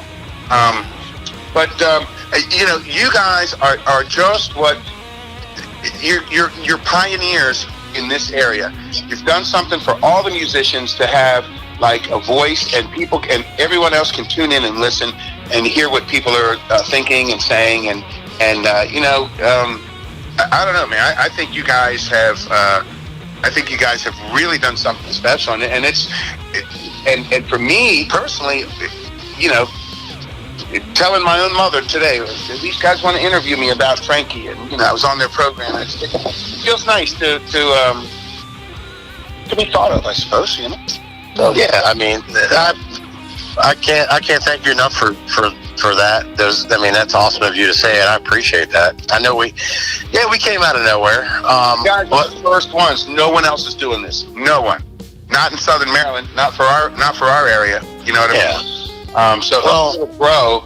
It's cutting edge and it's growing. Hopefully, the whole thing was. You won't have to call it the Southern Maryland Guitar Gurus. You'll just call it the Guitar Gurus. And Well, eventually, we're hoping that happens. But for now, we're home, and this is where we want to be, and there's nowhere else we want to be. that's right. This is a platform for all local musicians to have a place to promote their stuff or just talk about whatever they want. Yeah. Well, we always say the reason we sparked this is when we were coming up as young players, we didn't get a lot of support. Right. And it was really hard back in the 90s. Nobody was really helping anybody out. Yeah. And now everybody helps everybody out. I love it. That's exactly it makes me so happy. That's exactly what I was saying on one of my live shows. Is that back in the 80s? I'm going to say the 80s. Okay. Right. The 80s, and the 80s. I would say more so in the 80s. In the 90s, I think things were coming around, but there was a few bands that were immune to all that. I want to mention a couple of guys that I go way back with. Sure, do it. Dave Barbie, Dave Cornwell, and Dave Watts, and Rob Mazzullo, and Keith Burgess, the guys from BMW. When I first met them in a battle of the bands, I was with Frankie and the Actions. They were a band from Southern Maryland that I'd heard of. And just when they got on stage and played Crossroads by Cream or Eric Clapton or whatever version that is that we all hear, I was blown away. So shout out to those guys, man. They're still around doing it. I don't even know where I was going with all that, but they seem to be guys that were unpretentious and not out to they were just doing their thing. And so you're right. All these years later, it does seem like everybody's helping everybody. John has helped me, and John, I got news for you. You're going to continue to help me. It's my pleasure. Anything, me casa su casa. My head is full. I want to touch on that a little bit because like you say, Cornwell and Barbie. Those, I just call them the Daves. Yeah, they're the Daves, man. Right. And those two guys are just so incredibly cool, man. And they've helped me out big time. They've thrown, I've opened for them a few times. They've thrown me some shows. I have them over to my house for holiday parties. Just stuff like that. They're just, those guys couldn't be any cooler than they already are. And, yep. And while I've got you guys here, if I could take a minute, I want to share some stories about each of you that I have that you may not even know. Oh, Lord. Because in our eyes, you guys are the local legends that we grew up seeing your names and knowing who you were, even though you had no idea who we were. And that's understood because we're like 40 years younger than you guys. So, wait a minute. And a lot more good looking. I'm just going to say that. Yeah, you guys were more good looking. They didn't really care about us that much. But, all right, so here's my thing. And I think I touched on this when you were on the first time, Mike. And I know you didn't remember it, and you probably still don't remember it now, but I'm going to bring it up again. Sure, yeah. I swear, when I was a kid, I was in a car with you, with my brother, because we went to Mead's Liquors to get beer. And I wasn't drinking. Beer run at fucking 8 years old. We made a beer run down 210, man. Yeah. So what's your brother's name? Butch. And you may not remember Butch. Yeah. Butch Alvin? Yeah, or Jed. I've only known a few Butches in my life. You know what I mean? Butch Ritter. Yeah. Well, this one's a dude. Guitar player. Yep. Butch Gates, local mechanic. Yeah. And you didn't remember the first time I brought it up, so I was jogging your memory again. No, I don't remember. I really don't remember that. But I just remember my brother saying, "Hey, this is Mike, man. He plays guitar. He's awesome." So I know it was you. It had to be you. Well, it probably was if we went to Mead's Liquor. Yeah. I mean, why else would we go there, right? Yeah. What else do you go to Eastover for at that time of night? But look, stocking up for bachelor parties. That's so interesting to just to say how short life is. It's so interesting to be at this stage of my life. And John, we're older. We're the older guys in the scene right now. But when we were young, there was people before us, and I want to mention a couple names just so people know that. I remember some of my biggest influences in the club scene when I was 18, 17 years old was certainly DC Star was at the top of the heap. But I remember a band called Trigger Happy that used to play the Stardust. and certainly Monarch, and 80 Oh my Adams. God. Yeah, and 80 Adams is still on Facebook. He is a fucking clown, and he's a mega drummer, entertainer. But I used to follow Monarch, but and then there was another band, I can't remember their name. They had this crazy singer that they used to play like some early Sammy Hagar, like This Planet's on Fire and shit like that. But I remember Trigger Happy was one of my favorite local bands because their singer they were real solid. You know, like the singer wasn't some guy who could hit high notes and do this and do that. He was like just this real solid rock singer, and I appreciated that because that's how I kind of see myself as just kind of a solid, you know, not a super duper range up or down, but you know, and that's why I like to Trigger Happy. But I remember seeing them at the Stardust, and you know, so there was people ahead of us, you know, that paved the way, and that's what I'm getting at, and so just the march of time, and you know, people getting older. It's interesting to be at this point right now, and it feels good, quite frankly, to at least get a few nods and all that. I don't mind saying that. And John, you know, John was John Luskey. The thing with John Luskey, John, while I got you here, is he got out of the rock band scene when Frankie and the Actions was just kicking into high gear. And so John Luskey has always been John Luskey for all this time. And John I bumped into Gary Shearer at Frankie's service the other day and had a lovely conversation with him. It was nice to catch up with Gary and Loretta, but he was giving me his input on what, you know, why he dropped out of the scene. And you know, things had changed. You know, we embraced the 90s, you know, sound. Frankie and the Actions did. We embraced all those bands, all those bands, Stone Temple Pilots, Bush, Creed, Green Day. You know, that was the cover music that we played and carried us for a decade, where some bands couldn't make the transition. John Luskey had already made the transition to John Luskey. You know what I mean?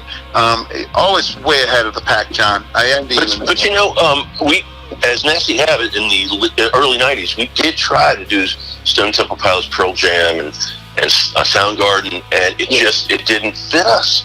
I was wearing flannel. We did a couple of shows, and by 93, it just, I don't know, something happened, and it fizzled out. Well, Gary alluded to the fact that it wasn't his bag. You know what I mean? The other day, right.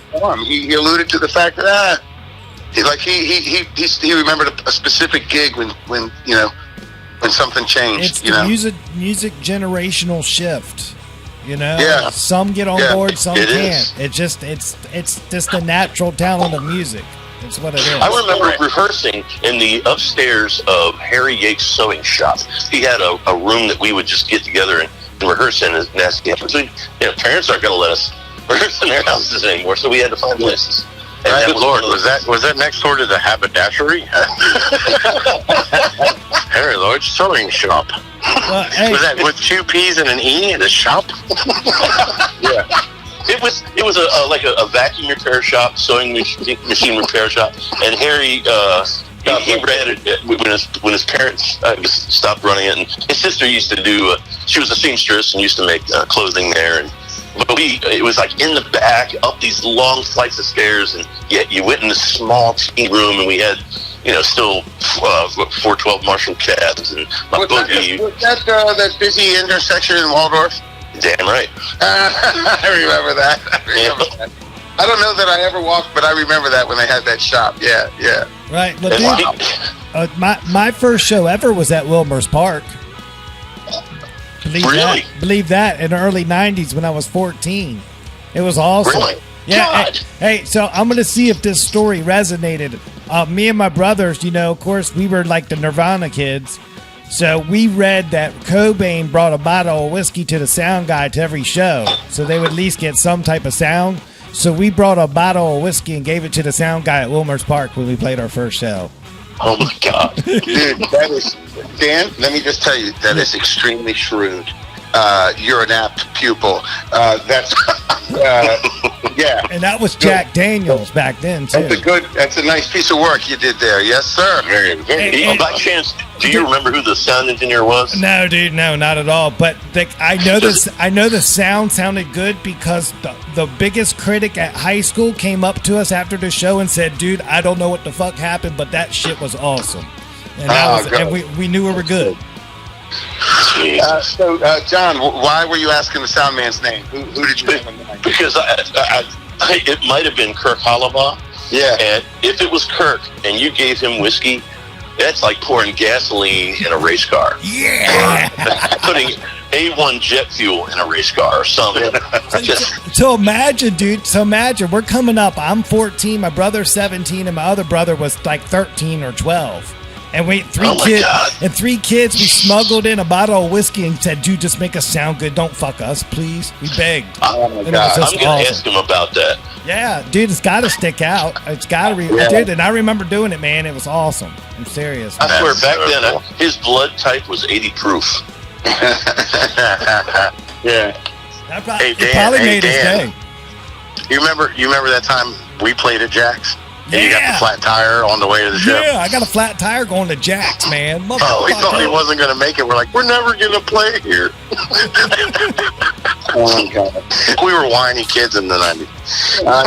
So I got to tell you, one of my worst gigs as an acoustic guy was I got a flat tire on the way to the gig, and then the other one blew out on the way home from the gig. Oh my God. Yeah, that was a long day. That's a real motherfucker, man. That's a motherfucker. You broke 2 rubbers in one night. And still, Frankie would be loving this. Frankie would be loving this. That was a good one. Look at that comedian. John Luskey. That was the And he still had to It was a good year. Oh, yeah. Damn, the hits keep coming. Right. What it was when I bought those 2 front tires, I declined alignment, and so they both wore at the same time, and they just, one slightly made it a little longer than the other. The first one was on the way to the gig, the second was on the way home. So, yeah. Wow. Yeah. Well, thanks for not sparing us any details. Decline the alignment, man. That's it. No, Fight against the man. Only because I wanted to save 40 minutes.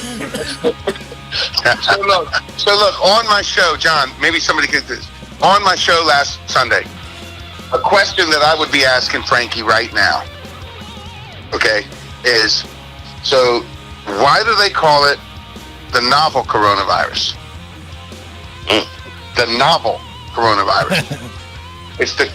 But I'm saying, like, this is a question I would ask Frankie. Right. He would go into some simplified dissertation about what it was. And he might be serious, and I'd be saying something shitty like, did it write a novel? Was it a good read? That was the kind of humor that we employed with each other. Frank was just such a brilliant mind. I love being so close to him in the rock and roll. And he kind of like, I only went to community college for 2 years, but he respected that. He once told me, he goes, "No, dude, you're college educated." He made me feel good about it, and I was like, "Well, dude, I don't know. You're kind of like, this brainy guy," and but like I said, I loved being in the rock and roll side of Frank's world, because even though he enjoyed so many other things, and I think he really lived for that fucking stage, just to see him on stage, and after a good night, man, he would be just elated and really happy, that he'd done a good job. Especially when we did a good job, he'd be really happy, man. I don't know. I miss him terribly. And I'm gonna miss him terribly for years, man. For the rest of my life, and John will too. John, I'm coming over to your house, and we're gonna share a bottle of whiskey in Frank's memory. And, yep. And I'll light the bonfire. Yeah. And so, anyway, I know a lot of people are going to listen to this, and Dan Harsha and Dan Albin. Thanks for taking such an interest in the local music community and us in particular. So, absolutely, this is a pleasure for us. Absolutely. I posted a picture of my tattoo, one of my tattoos on my right arm. It looks like my left arm because I'm in selfie mode, but I remember, I had one tattoo on my back already that I'd got. My mom's Puerto Rican, and I'm up on my heritage, man, and I got this tattoo on my back of the Puerto Rican flag inside of a sun. That was my first one. And in 2008, my family had sold their business. We sold our business, and I was just taking the summer off. I said, Frank, design me a tattoo. And I posted it on Facebook. You can see it. But I'm a real sucker for like flames and skulls and all that shit. And we in the band, I just posted a picture of it. We in the band, we always called it the Frankie skull. You know, the Frankie skull, because he came up with it. You know, the skull with the eyeballs sticking out. Like did you ever see those old Roadrunner cartoons with Wile E. Coyote's eyeballs stretching out a mile? You know, like this one skull has the eyeballs popping out and the tongue popping out. You know, it's on the headstock. It's on the truss rod cover of a guitar Frankie sold me years ago, and then just he designed my tattoo, the flames and the skull and the Nautilus star. You know, and he explained to me one time that in art, the skull is not like macabre or John, what's the word I'm looking for? It's not like it's not a symbol of fear or death or no. What it is he explained that in art the skull is until death. Like you believe in it until death. And so you know this skull I had. There was one of the latest incantation. If you look at all the older. I got an old Frankie T-shirt here that's so worn. It probably can't be worn as a shirt anymore. But remember, John, the early Frankie shirts had like a skull with aviator sunglasses and like had the glare in them. He could draw the glare. Yeah, it was signature, and it was so amazing that he had that kind of detail. That he's not only a brilliant artist as a musician, but he was incredible with the pencil or colored markers. Not markers. Yeah. What are those wax pens? And God dang it, man, he was so talented. And that's the thing is the early flyers were done by hand, and then as he started to employ the computer, I could see the flyers starting to evolve with computer graphics. You know, he was just a brilliant. And the other thing, when you were talking about, you would sit with him at a computer desk and he'd be showing you all these little shortcuts. Click here, do this, do that. Oh yeah. You know, it's like, man, that's what I wish somebody would do with me. You know, that's where I just fall down completely, man. You know, that right there is what made him really sharp. He handled all the graphics, the website. There was one time when the Frankie and the Actions website was the fucking shit. I mean, it had, oh my God, flashing, all kinds of things. I don't know how he did it. That's I'm just now realizing that all that's not going to happen anymore. You know. Okay, man. Wow, guys. This is some great stories. And I know Alban had another one to bring up, so I want to circle back to that because that's Alban's impression of Luskey growing up. So, Alban, I'm going to hand it off to you, man. Let's get cranking on that. What do you got? Hey, everybody. I'm still here. Yeah, just to let you know that I have not fell asleep or just put the phone down and went in the other room and was making a rolly eye hand motion like I'm, go. Okay, so... No, hey, I got to tell you, this. I think I may have talked about this before, so I hate to keep repeating myself, but this is what you guys, need to know with me sharing a story about Mike. I got another funny story about Mike, but I don't think I'll do that on here. You know what? I will real quick. Oh, shit. Yeah, last summer I'm sitting around my bonfire here, my campfire, and I get a phone call from a mutual friend of me and Mike's. And I pick it up and I was like, "Hey, what's going on?" And he's like, "Hey, man, somebody wants to talk to you." Hands over the phone and it's Mike Mead going, "What do I have to do to get on your show?" That was awesome. Oh my God! I remember that. That was Philip Calvert called me. Yeah, I'm sitting here with Mike, man. He wants to talk to you. So I was like, okay. Hey, what do I got to do to get on your show? Hey, when Alban told me that, man, I was flattered as fuck, man. That shit was cool. I was like, damn, he was like direct here. Hold on a second. I said, okay, man. Okay, well, we'll hook you up. Well, now not that hard. Well, now that I've been on your show a couple times, I hope you get me. Oh yeah, dude. I get you, buddy. I get you, buddy. You're tight, man. You're part of the Hell fam. Yeah, man. You're part of the fam, dude. Relax. Yeah. It's cool. Yeah. So back in high school, I think it was ninth grade for me. A guy that I met in ninth grade became my best friend. He's still a great friend of mine to this day, which I love people you meet in high school because they're your friends for the rest of your life, some of them. And he was like, man, this guy lives in my neighborhood, is in a band. I was like, oh yeah, he gave me a cassette tape. And it was the Nasty Habit cassette. It was a single, it just had Sick and Tired on one side. And I can't remember what was on the other side. Sorry, John. I don't remember. I can't either. Wait a minute, Sick and Tired? I haven't heard that one. I'm sick and tired of being sick and tired of you. See? You heard it right there from the man who was in the band. I'm going to look it up now. I remember Nasty Habit, dude. I remember jamming you guys. You don't remember that one? Okay. I do, because he gave it to me. He's like, hey, you got to check this out. I was like, oh, shit, yeah, this is great, man. And this is so cheesy. I'm sorry. This is so corny. He was like, yeah, man, I can get you this guy's autograph, too. I was like, no, you can't. No, you can't. You can't get an autograph from somebody that's got a cassette tape. This is serious. I mean, it had a sleeve and it was printed and everything. I was like, there's no way. That's almost like a man in a really nice trailer is offering us a contract. And you sure as shit, he got it for me, right? And he comes to school and he goes, dude, I got it. I said, get out of here.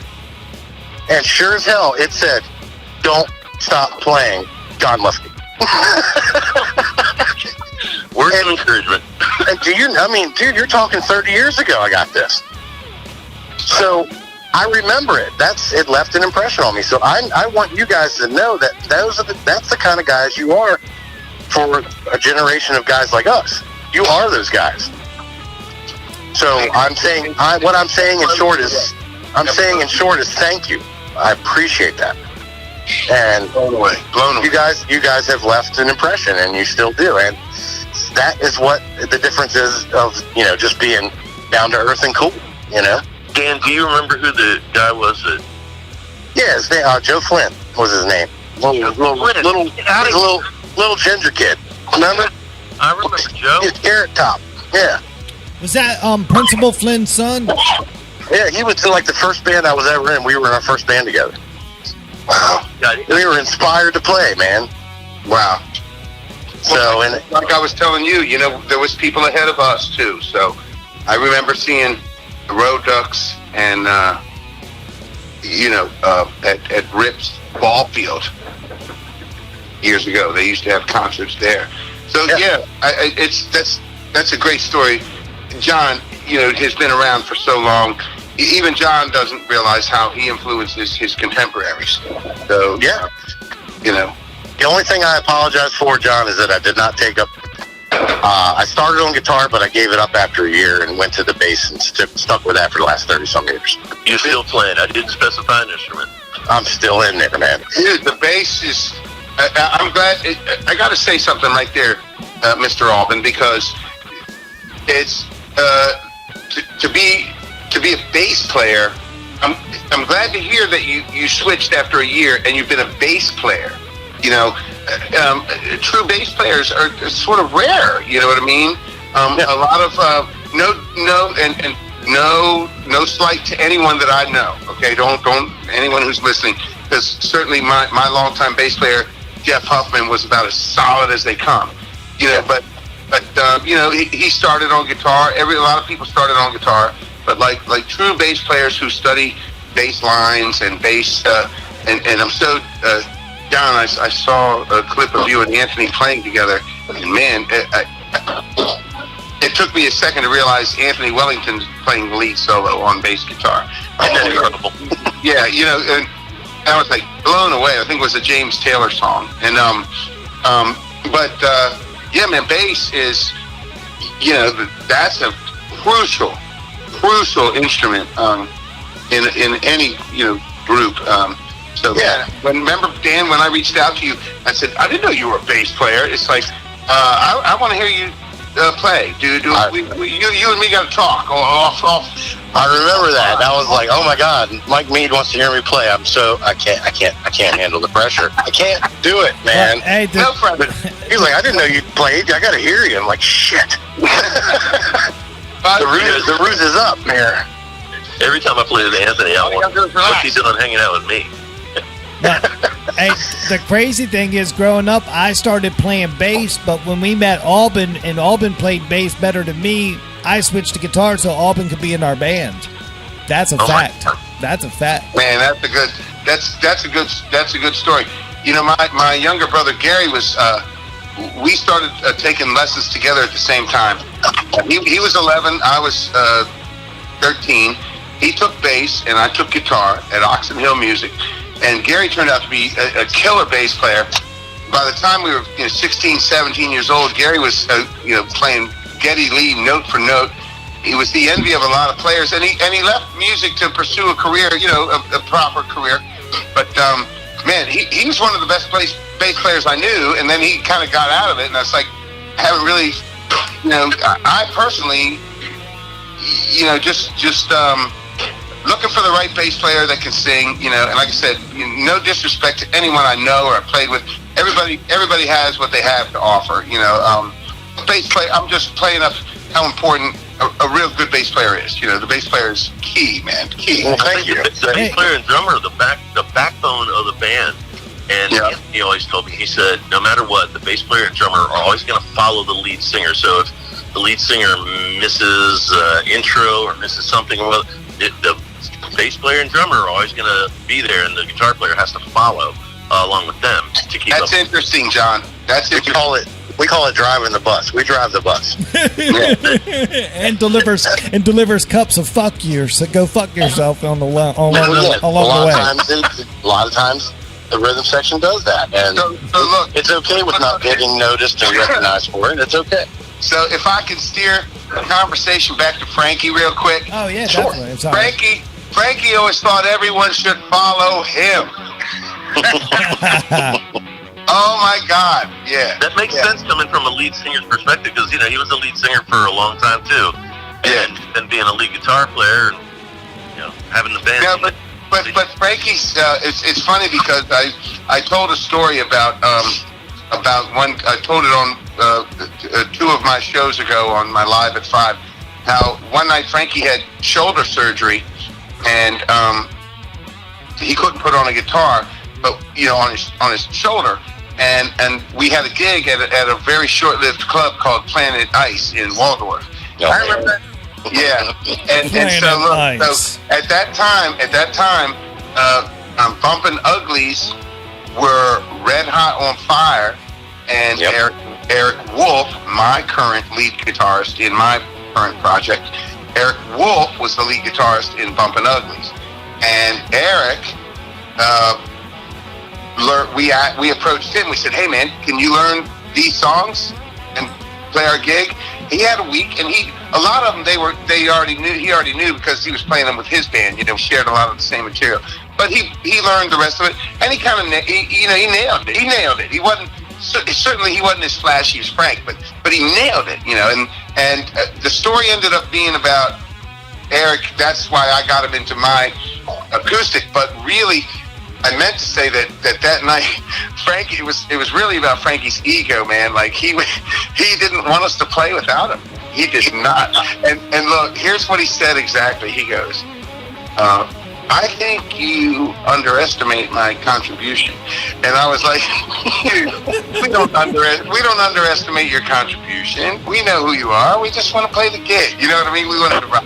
So look, the night we played the gig, Frankie did make an appearance. Like he showed up with his arm in a sling, and I think it was to let the world know, that this is all going on with his blessing. You know what I mean? So anyway, that's another Frankie story. You know what I mean? Like, yeah, he really didn't want us to play that one, but we did anyway. So I gotcha. All right, let me ask you this real quick, guys. To go back, trying to connect some musical connections. Oxon Hill Music.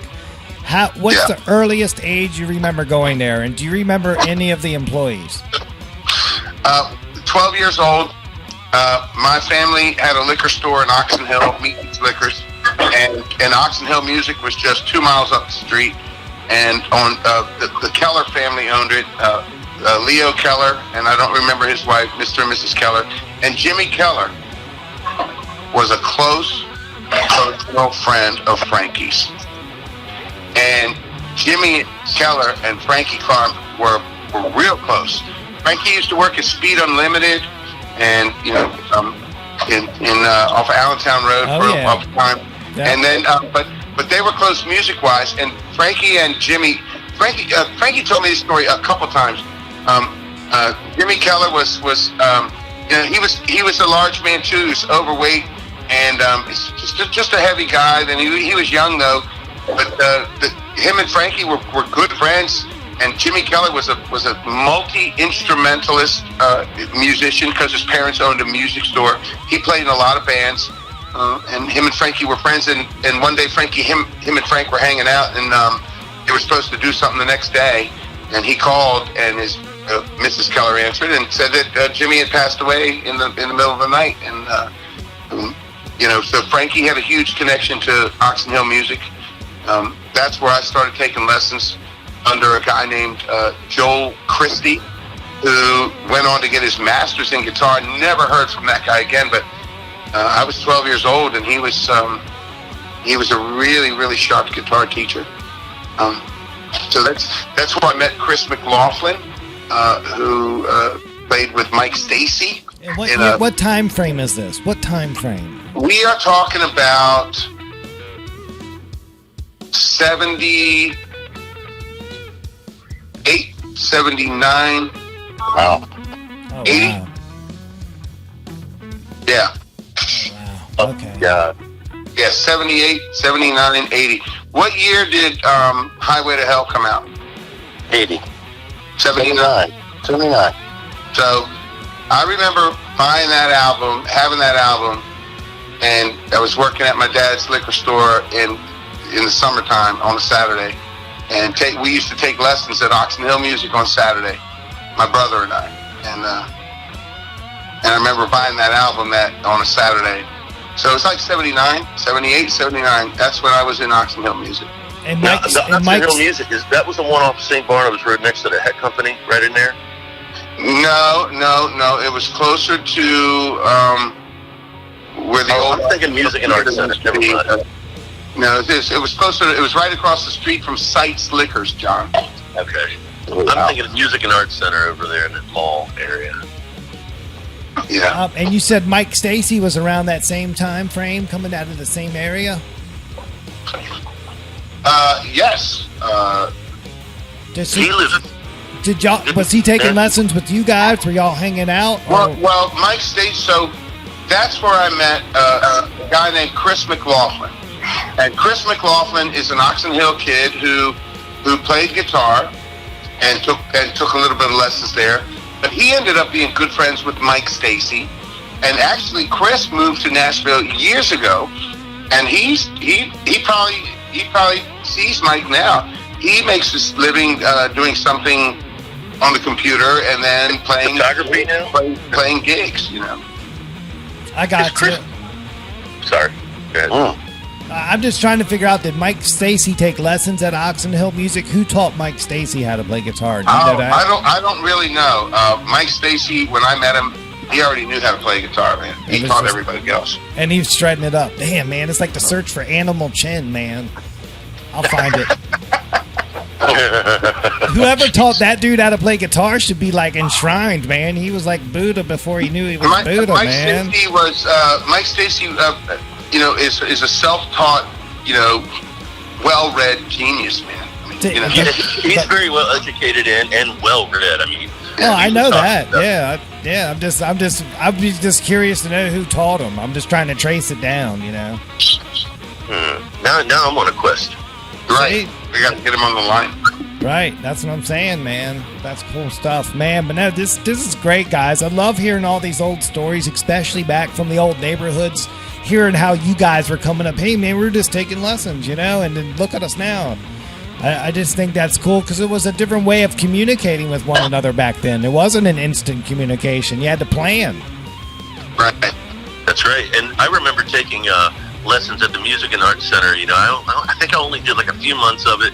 The guy was above my learning grade, I guess. He started telling me things, and I understand it now. But you know, then I was like cross-eyed, going, what is an arpeggio? So, but that's how you try to figure out what it is, right?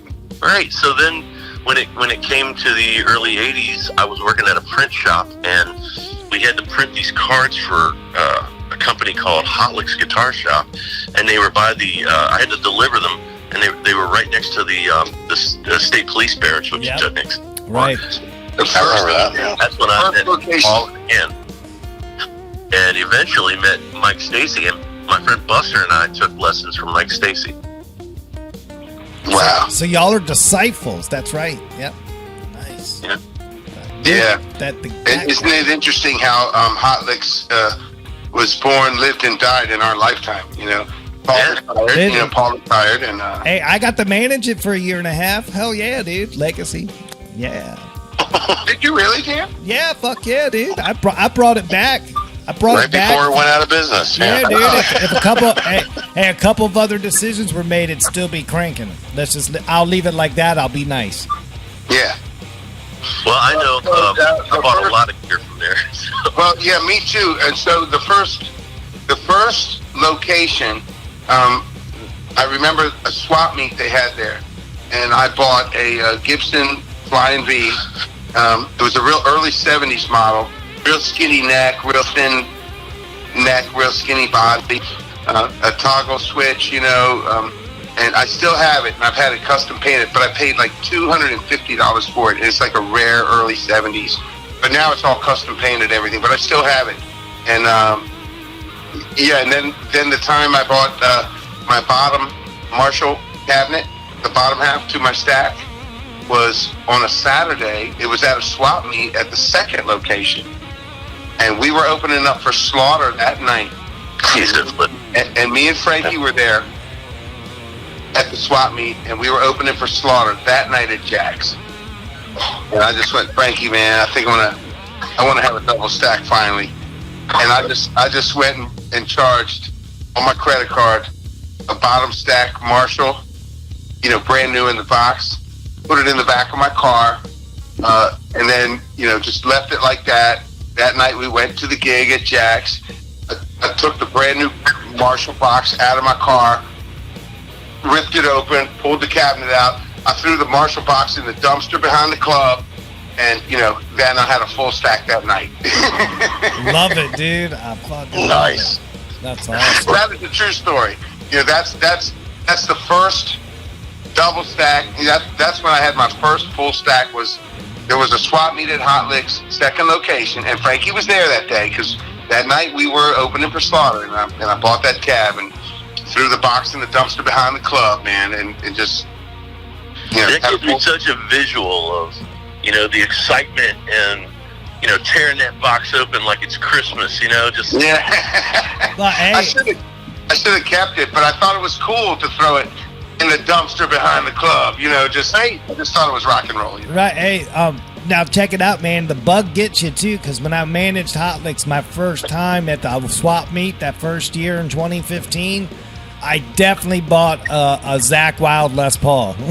Stop. Oh yeah, dude. You know, with the swirls. Oh yeah. I mean, I traded it. Yeah, the Target. I traded it. That's many guitars ago, but I definitely got caught up in the buzz and had to get in on the action. It's just something. It's something about a guitar meet, man. Just makes you want to buy. Yeah. You know, one of my favorite guitars I bought from Hot Licks was a 2000 American Strat ash body. It just feels like it's got the weight of about 3/4 of a Les Paul, and that thing just sounds amazing. I ended up swapping up the single coils for the Seymour Duncan stacks. Yeah. On Mike Stacy's recommendation, by the way. Right. And Mike Stacy and I were in a band for about 4 years called His Boy Elroy, and every time I was on stage with him, it was like a guitar lesson. Yeah. Dude, I know, man. When I managed the store, man, he had lessons there, and me and him would talk all the time. I did a lot of help. I helped him out with a lot of shipping stuff. I mean, yeah, dude, I had those guys' back, man. They're good dudes, man. They've been on the show, and I love them, man, you know, and I enjoyed my time I had, you know. It's like, it was really cool, man, and what a proper way of honoring Frankie, man. We're just talking about the Oxon Hill music scene, man, from the 70s. Yes. Well, yeah, and 80s. Frankie's a part of that. He goes way back. Right. You know, Oxon Hill music, the Clinton scene, Camp Springs, the Hideaway. You know, we cut our teeth at the Hideaway in Clinton. It was a 3 o'clock bar, so we played 4 sets there. I mean, and it was the thing where when we were done, it was a 3 o'clock bar, so we played, you know, all the bartenders and all the people from the other bars filled in for the last set. And then when we were done, we had to wait for, what was that guy's name? Glenn? Don? Yeah, Glenn. Yeah, we had to wait for them to count all the money before we could get paid. It'd be like 4:30 in the morning. Oh man, I'm ashamed to say it, but you know, man, I would drive home with just one eye open, man. It was terrible. I mean, yeah, I wouldn't do that anymore, and I don't really say it proudly, but it used to be my favorite time of the night where we were just sitting around this table talking and drinking White Russians and waiting to get paid, and just sitting at the table with the camaraderie, you know, Frankie, me, and Jeff, and the crew, and especially the Hideaway. That was the early years, man. That was the early. As a matter of fact, John, the other day when I was doing my live show, I saw that Andy Moore was watching, man. Stop! Are you kidding me? No, I'm not kidding you. Andy Moore's still alive, man. God bless him. I'm pleasantly surprised to hear that. Yeah, he took really good care of the band. And man, when we played the Hideaway, that almost seems like 2 lifetimes ago, man, because that was an era in and of itself, you know. Remember when Midnight Special used to do those like 5-night runs from Wednesday to Sunday? Oh, yeah. In any given time, nobody knew when the packed night was going to be. But that was Eric Scott, Buster Morgenstern, Ronnie Smith, and George Seeley on drums, who is currently the drummer of Random Impact and currently working with me and Eric too. So those were some really nice times.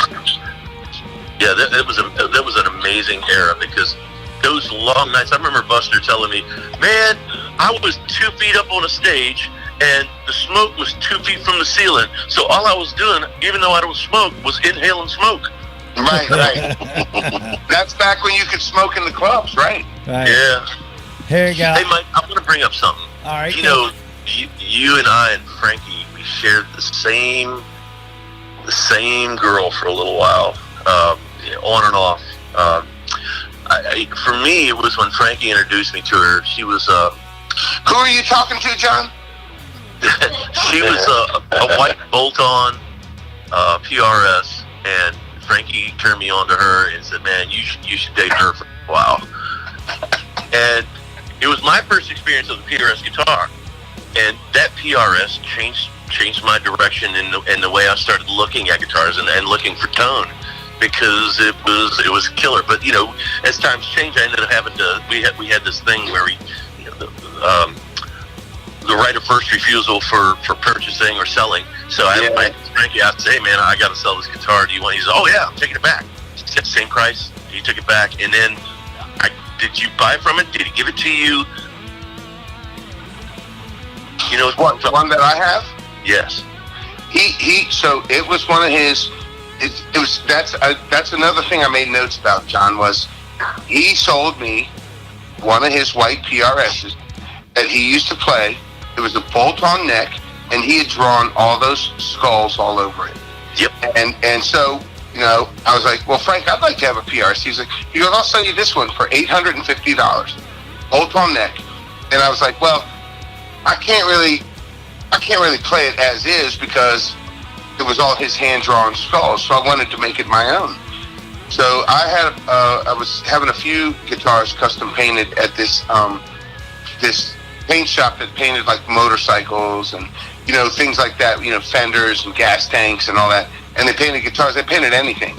But he'd already painted a few of my guitars, and so I had that one custom painted. But Jim Lockhart, who his nickname was Cricket, who used to work at Hot Licks. Oh my God, he could set up a guitar like nobody's business. Nobody's business. So I drank overnight one night with Cricket all the way up at Danny Albin's house. Me and him, we drank overnight and went and got more beer. I'd love to know where that young man is. Yeah. So I bet he's not so young anymore. So look, Cricket took apart the guitar, and I had it in pieces. And in the next slot, it's hand signed by Paul Reed Smith. I took some pictures of it like 5 cell phones ago, so I don't have them anymore. But I still have the guitar, obviously. So I had it custom painted with lightning bolts in the back, but on the truss rod cover is still a small, we call it the Frankie skull, and this is one of the early Frankie skulls on the truss rod cover. I just posted it on Facebook. Yeah, if you look at it, and this guitar has the shark fin tuners, man, which was, early Paul Reed Smith had shark fin tuners on them. I don't know if they still do that anymore, but those are the ones that you just run the string through and then push down the shark fin, and it's like, what's the word I'm looking for, John? It's like what's the word? It's a locking tuner. Is that what it's called? It is a locking tuner system. The locking tuner system, right? What would Frankie say? Compressed? He compresses the string down? I don't know. Anyway, yeah, it does. I bought it from him, and it was the same thing, John. He goes, dude, if you ever get rid of it, you sell it back to me. And I was like, yeah, absolutely. But then when I had it painted, I knew I'd never get rid of it. I'll just bequeath it to my son when I'm gone. But everything is so poignant now. Now that Frankie's gone, like I told his daughter Zoe at the funeral service, I said, look, because his garage, Liz told me it's still just the same way it is the last time you saw it, Mike, in December. His garage is just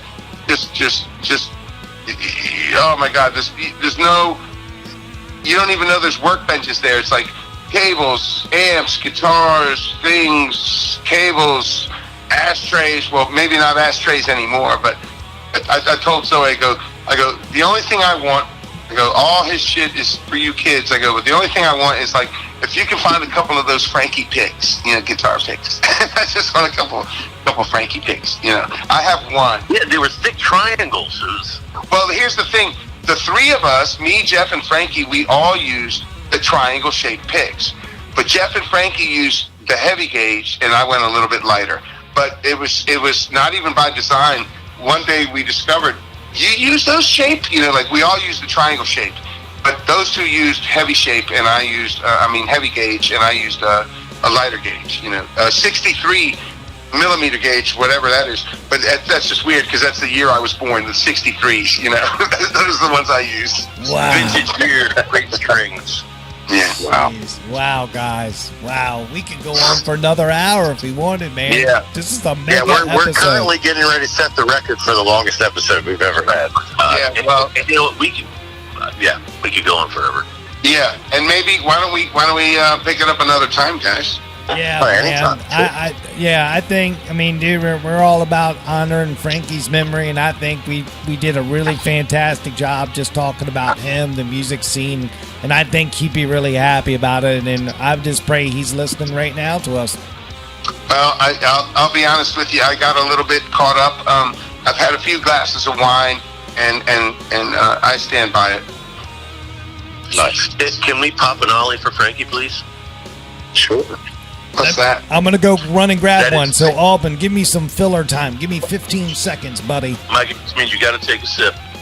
I'm okay. 15 seconds. I'm going for it. Yes. All right, well, I think I can make it to my fridge in 15 seconds. Right on.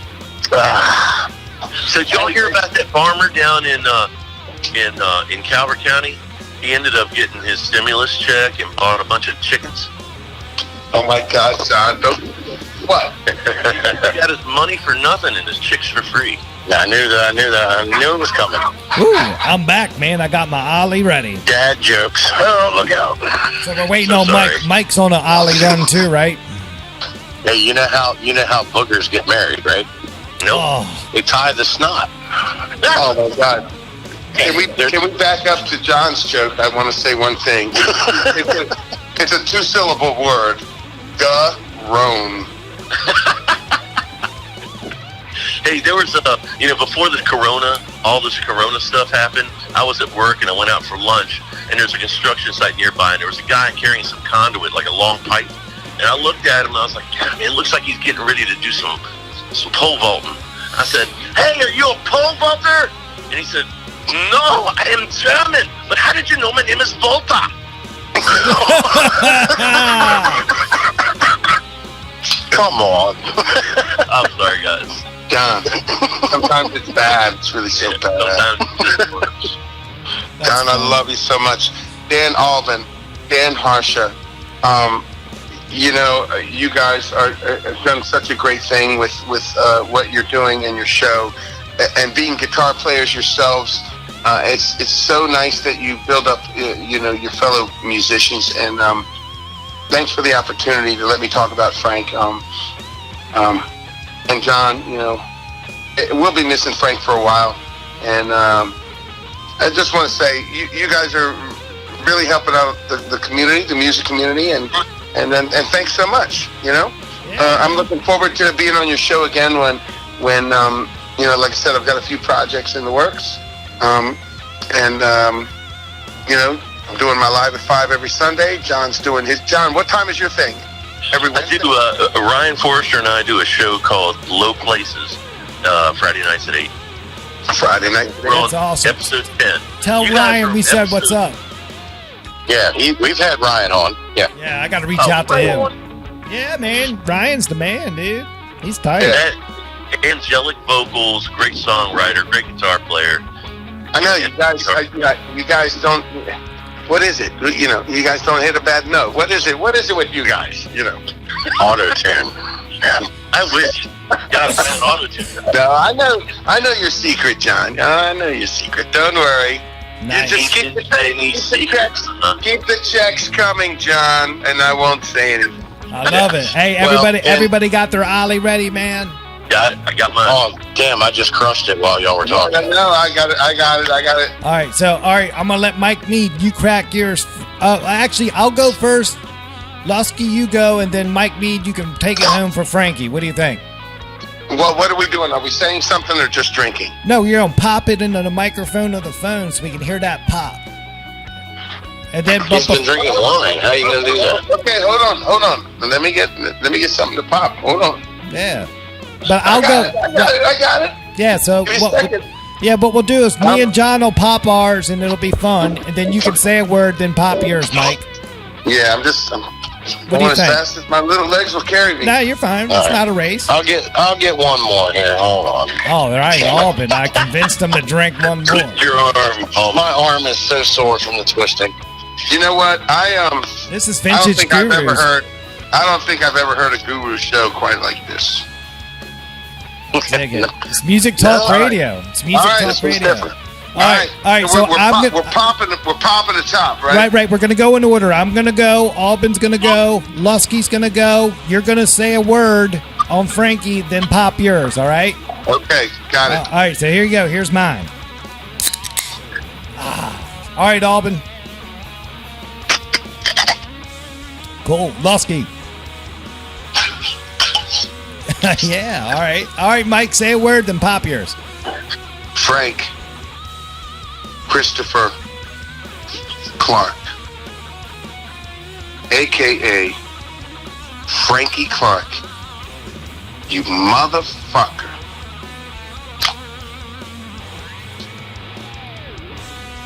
I love you.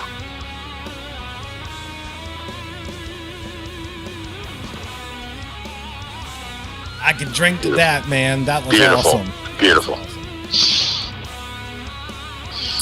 God, man, that tasted even better, man. Best one of the night.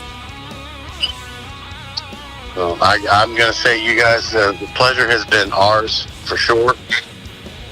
We can't thank you enough for being so open and candid and just coming on here. Man, and just my philosophy. I'll tell you something, guys. Are we still on the air? Yeah, man, we're Absolutely. taping. Yeah, say it. Well, then maybe I won't tell you. Nah, come on, man. Put it out there. You can't tease us.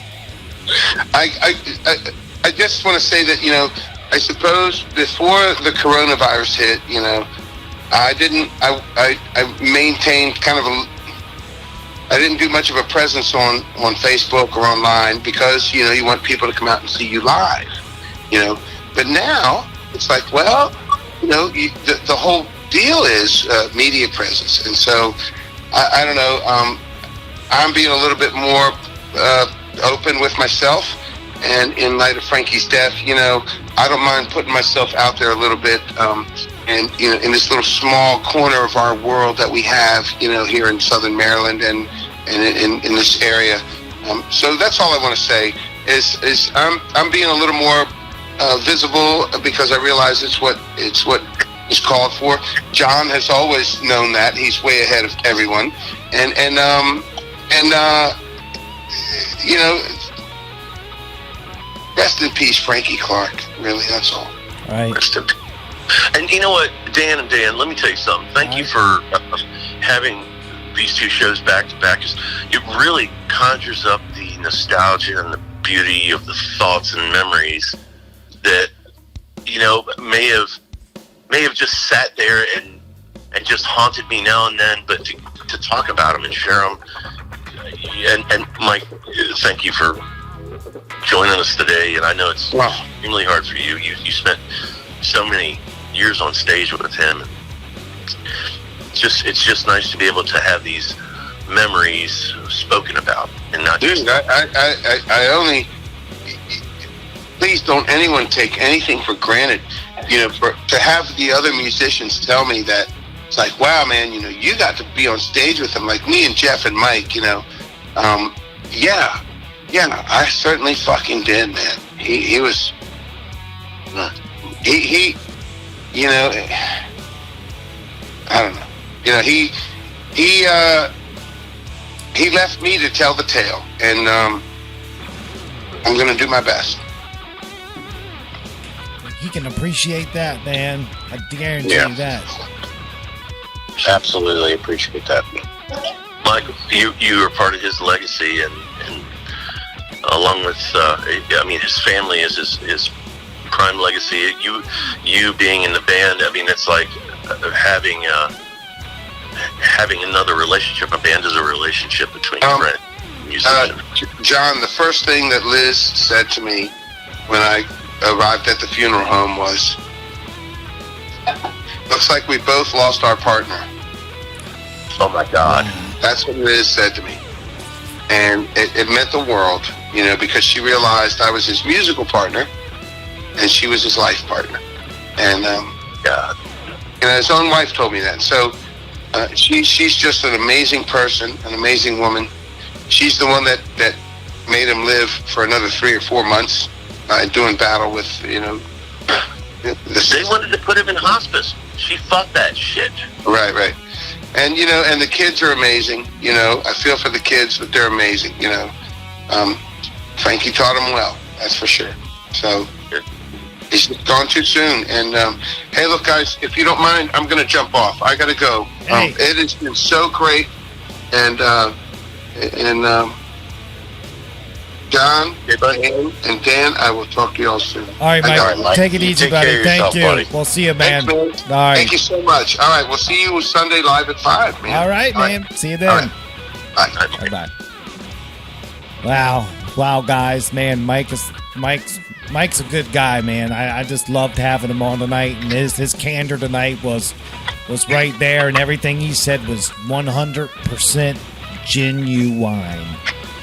And I think that's really going to come across to the audience. And I know Frankie's on the other side, beaming ear to ear. I just got to believe that. I just got to. Yeah, I sense it.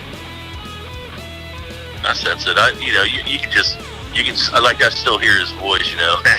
He'll laugh at me now and then when I do something dumb, or I can just, you know, hear him silently smiling, raising one eyebrow. I love it.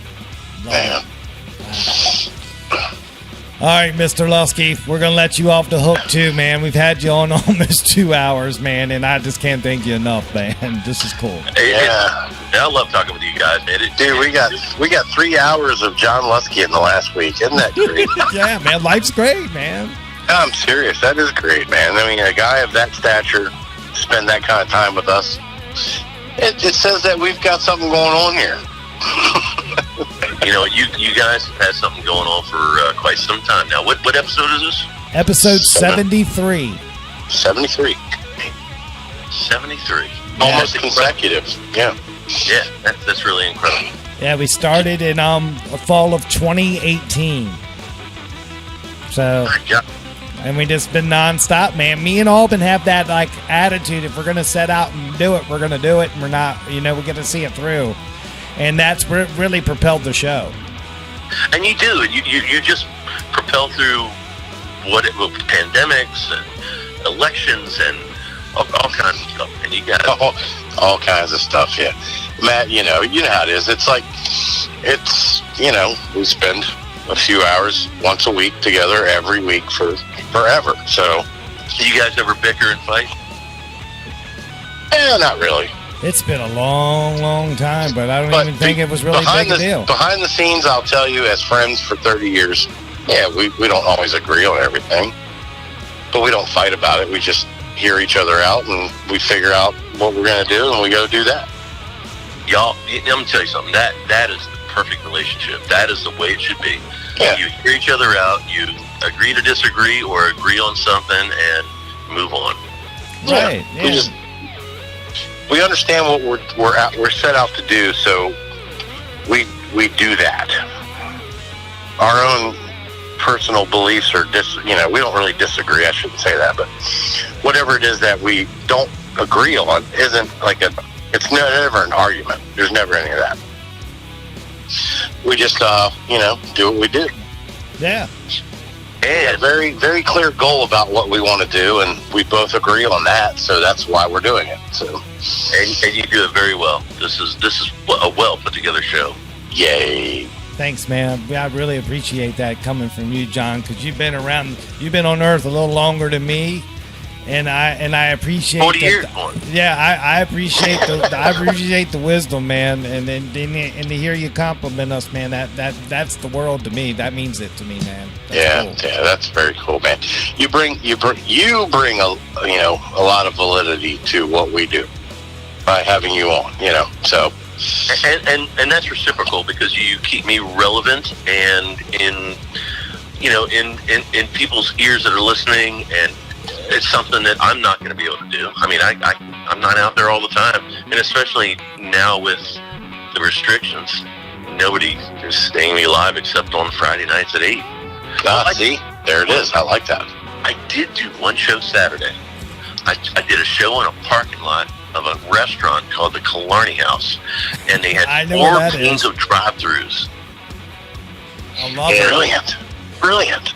I was just off on the side, and what happens is people go through the drive-thru, they've either called it in or they're going to put in their order, and they pull around in the parking lot, and instead of clapping, all they did was honk horns. They didn't throw money out the window? They didn't. They put on their masks and dropped money in my bucket. Yes! That's real cool, man. The Killarney House is awesome. Central Avenue, man. It was my first experience with anything like that. And you rocked a curbside pickup at a restaurant, dude. Yep. You're a pioneer. That's awesome. The guy called me that morning. He said, "Hey, man, with the phase 1 lifting of restrictions, we're allowed to do this. Would you be interested?" I'm like, "I'm there." He got the taste of it. He got the taste.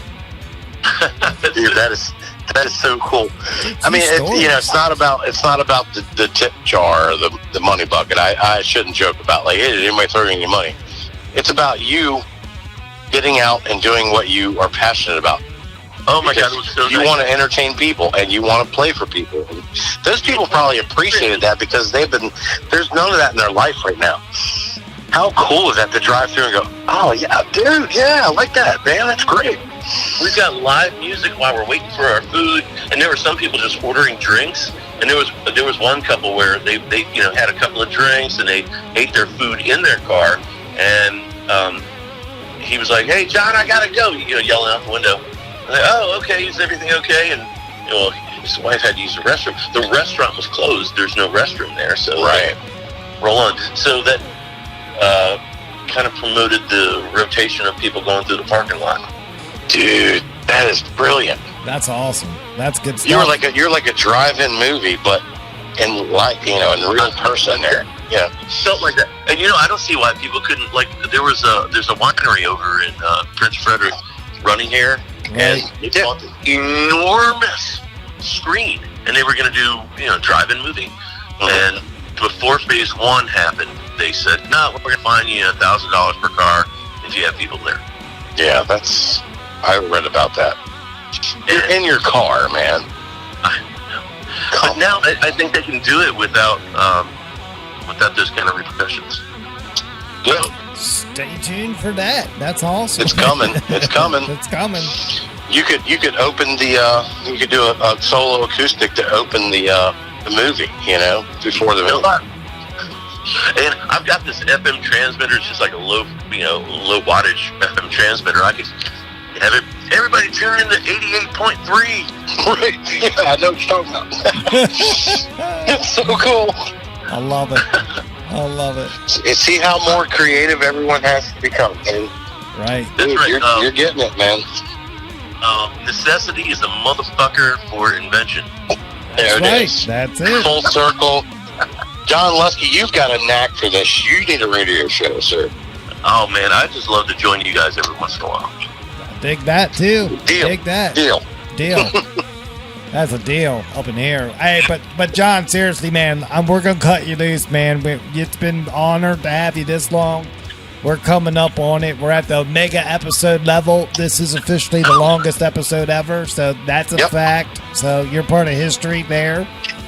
Trivia question. You are part of Guru Trivia. Oh my God, I'm in the mix now. That's right. I dig it. Hells to the yeah. Well, cool, All right, man. look, I won't keep you guys anymore. And look, cut away any part you want. And No, this We is don't it. we don't do that. We don't do it. It's a one-take Willie, buddy. Yep. just great to hang out with you guys. We're rare because we don't edit like that. We just it's all there it's all content. Right on.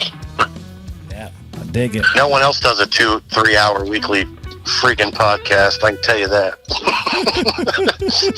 You guys are pioneers. I dig it, man. I dig it. Well, man, work your magic with your connections, man. Let's get something going. All right, I'm gonna Help us get to 10,000. That's our goal on the show. At the end of the year, we 10,000. want 10,000 likes on our Facebook. We're at 7,600. We need to get to 10,000. I'll start the marketing campaign for that.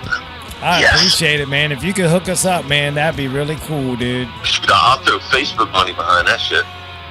Oh shit! Oh shit, man.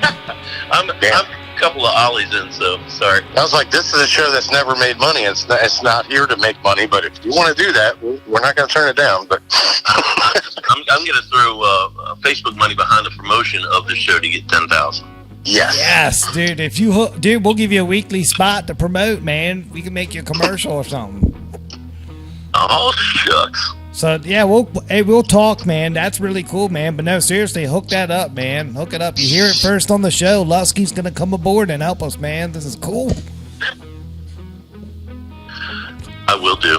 Absolutely will do. I will promote the show prior, and then after the show, we'll do the share and promote. I dig it. yes. That's awesome, man. I believe I can do it on. Snap, Insta, and Twitter as well. We like it. I like it. I like it. We like it. We're not begging, but we're very appreciative. I'm begging. I'm from PG County. I don't know. I beg so much my hands look like cups sometimes. Oh my God. That's just from being in quarantine. Yeah. Hope nobody's listening at this point to hear that joke. But It's all good, man. Luskey, All right. dude, we enjoyed having you, man. We'll be in touch, all right? Sounds great, man. A great time tonight, guys. Awesome. Thank you very much, and thanks for letting Mike spill his heart and share some stories. Yeah, that was cool. I loved it, man. That's good That stuff. was incredible. Yeah. Absolutely. All right. Good night, guys. All right, John. It's We'll see been ya. a pleasure the last couple weeks with you, buddy. Yeah, man. Yeah, likewise. That's been Let's cool. do this again. Definitely. Most We will. definitely.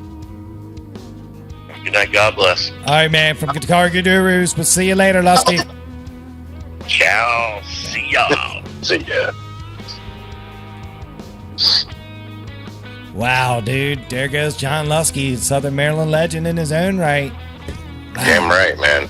Dude, what a show tonight, Albin. Yeah, an epic show. Epic show. I couldn't stop it, man. That's why I stopped and paused and saved it at that one point. I had to. I didn't want to lose it.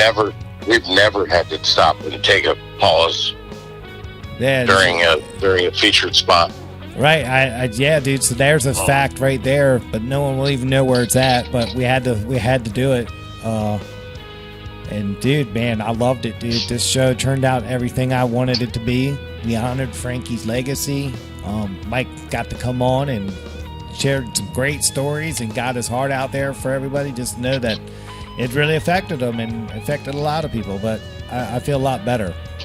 Yeah, and we really appreciate him doing that because, you know, that's not an easy thing to do, and he didn't have to do that. He wanted to do that. So we can't thank him enough for that. Right. It was incredible. Right. And we're at the 2 hour, 45 minute mark. So what I'm also going to do is I'm actually going to start the show an hour earlier this week. We're going to start at 7. Okay?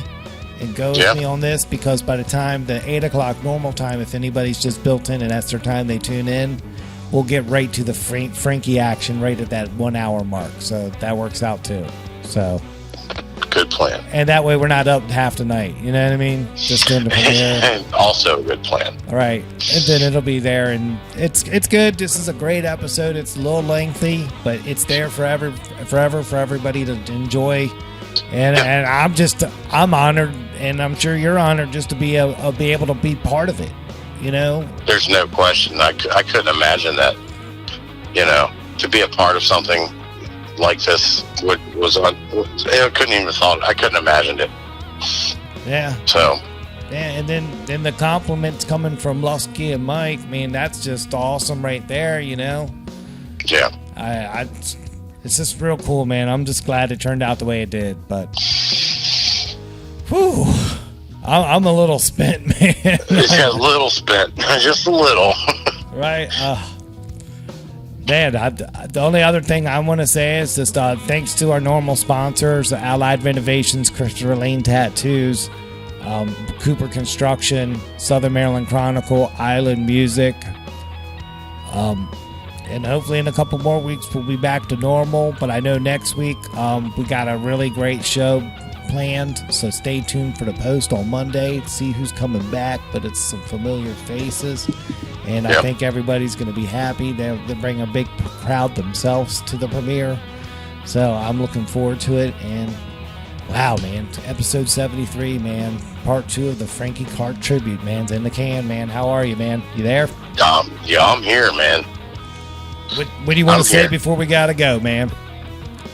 You know, Albin's words of wisdom, always on the way out every week.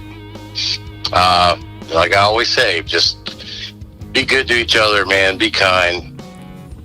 Listen to somebody when they talk. Reach out on the phone if you can to an older relative. You know, you just, time is precious. Take care of each other and just be respectful. That's what I got, man. I can dig it, dude. I can dig it. Yeah, let's just end it on that note, man. We're at the mark. I'm out of juice, man. I'm tired. Yeah, I'm done. I'm beyond done. I probably won't be able to talk tomorrow. Right. All right, man. But let's just make it short and sweet. It's Guitar Gurus with Dan and Dan. We're Southern Maryland's #1 choice for music talk radio. Thank you to everybody that's listening right now. Thank you, though, John Luskey. Thank you, Mike Mead. And definitely thank you to the memory, Frankie Clarke, everything you did for the Southern Maryland music scene. We will see you guys next week.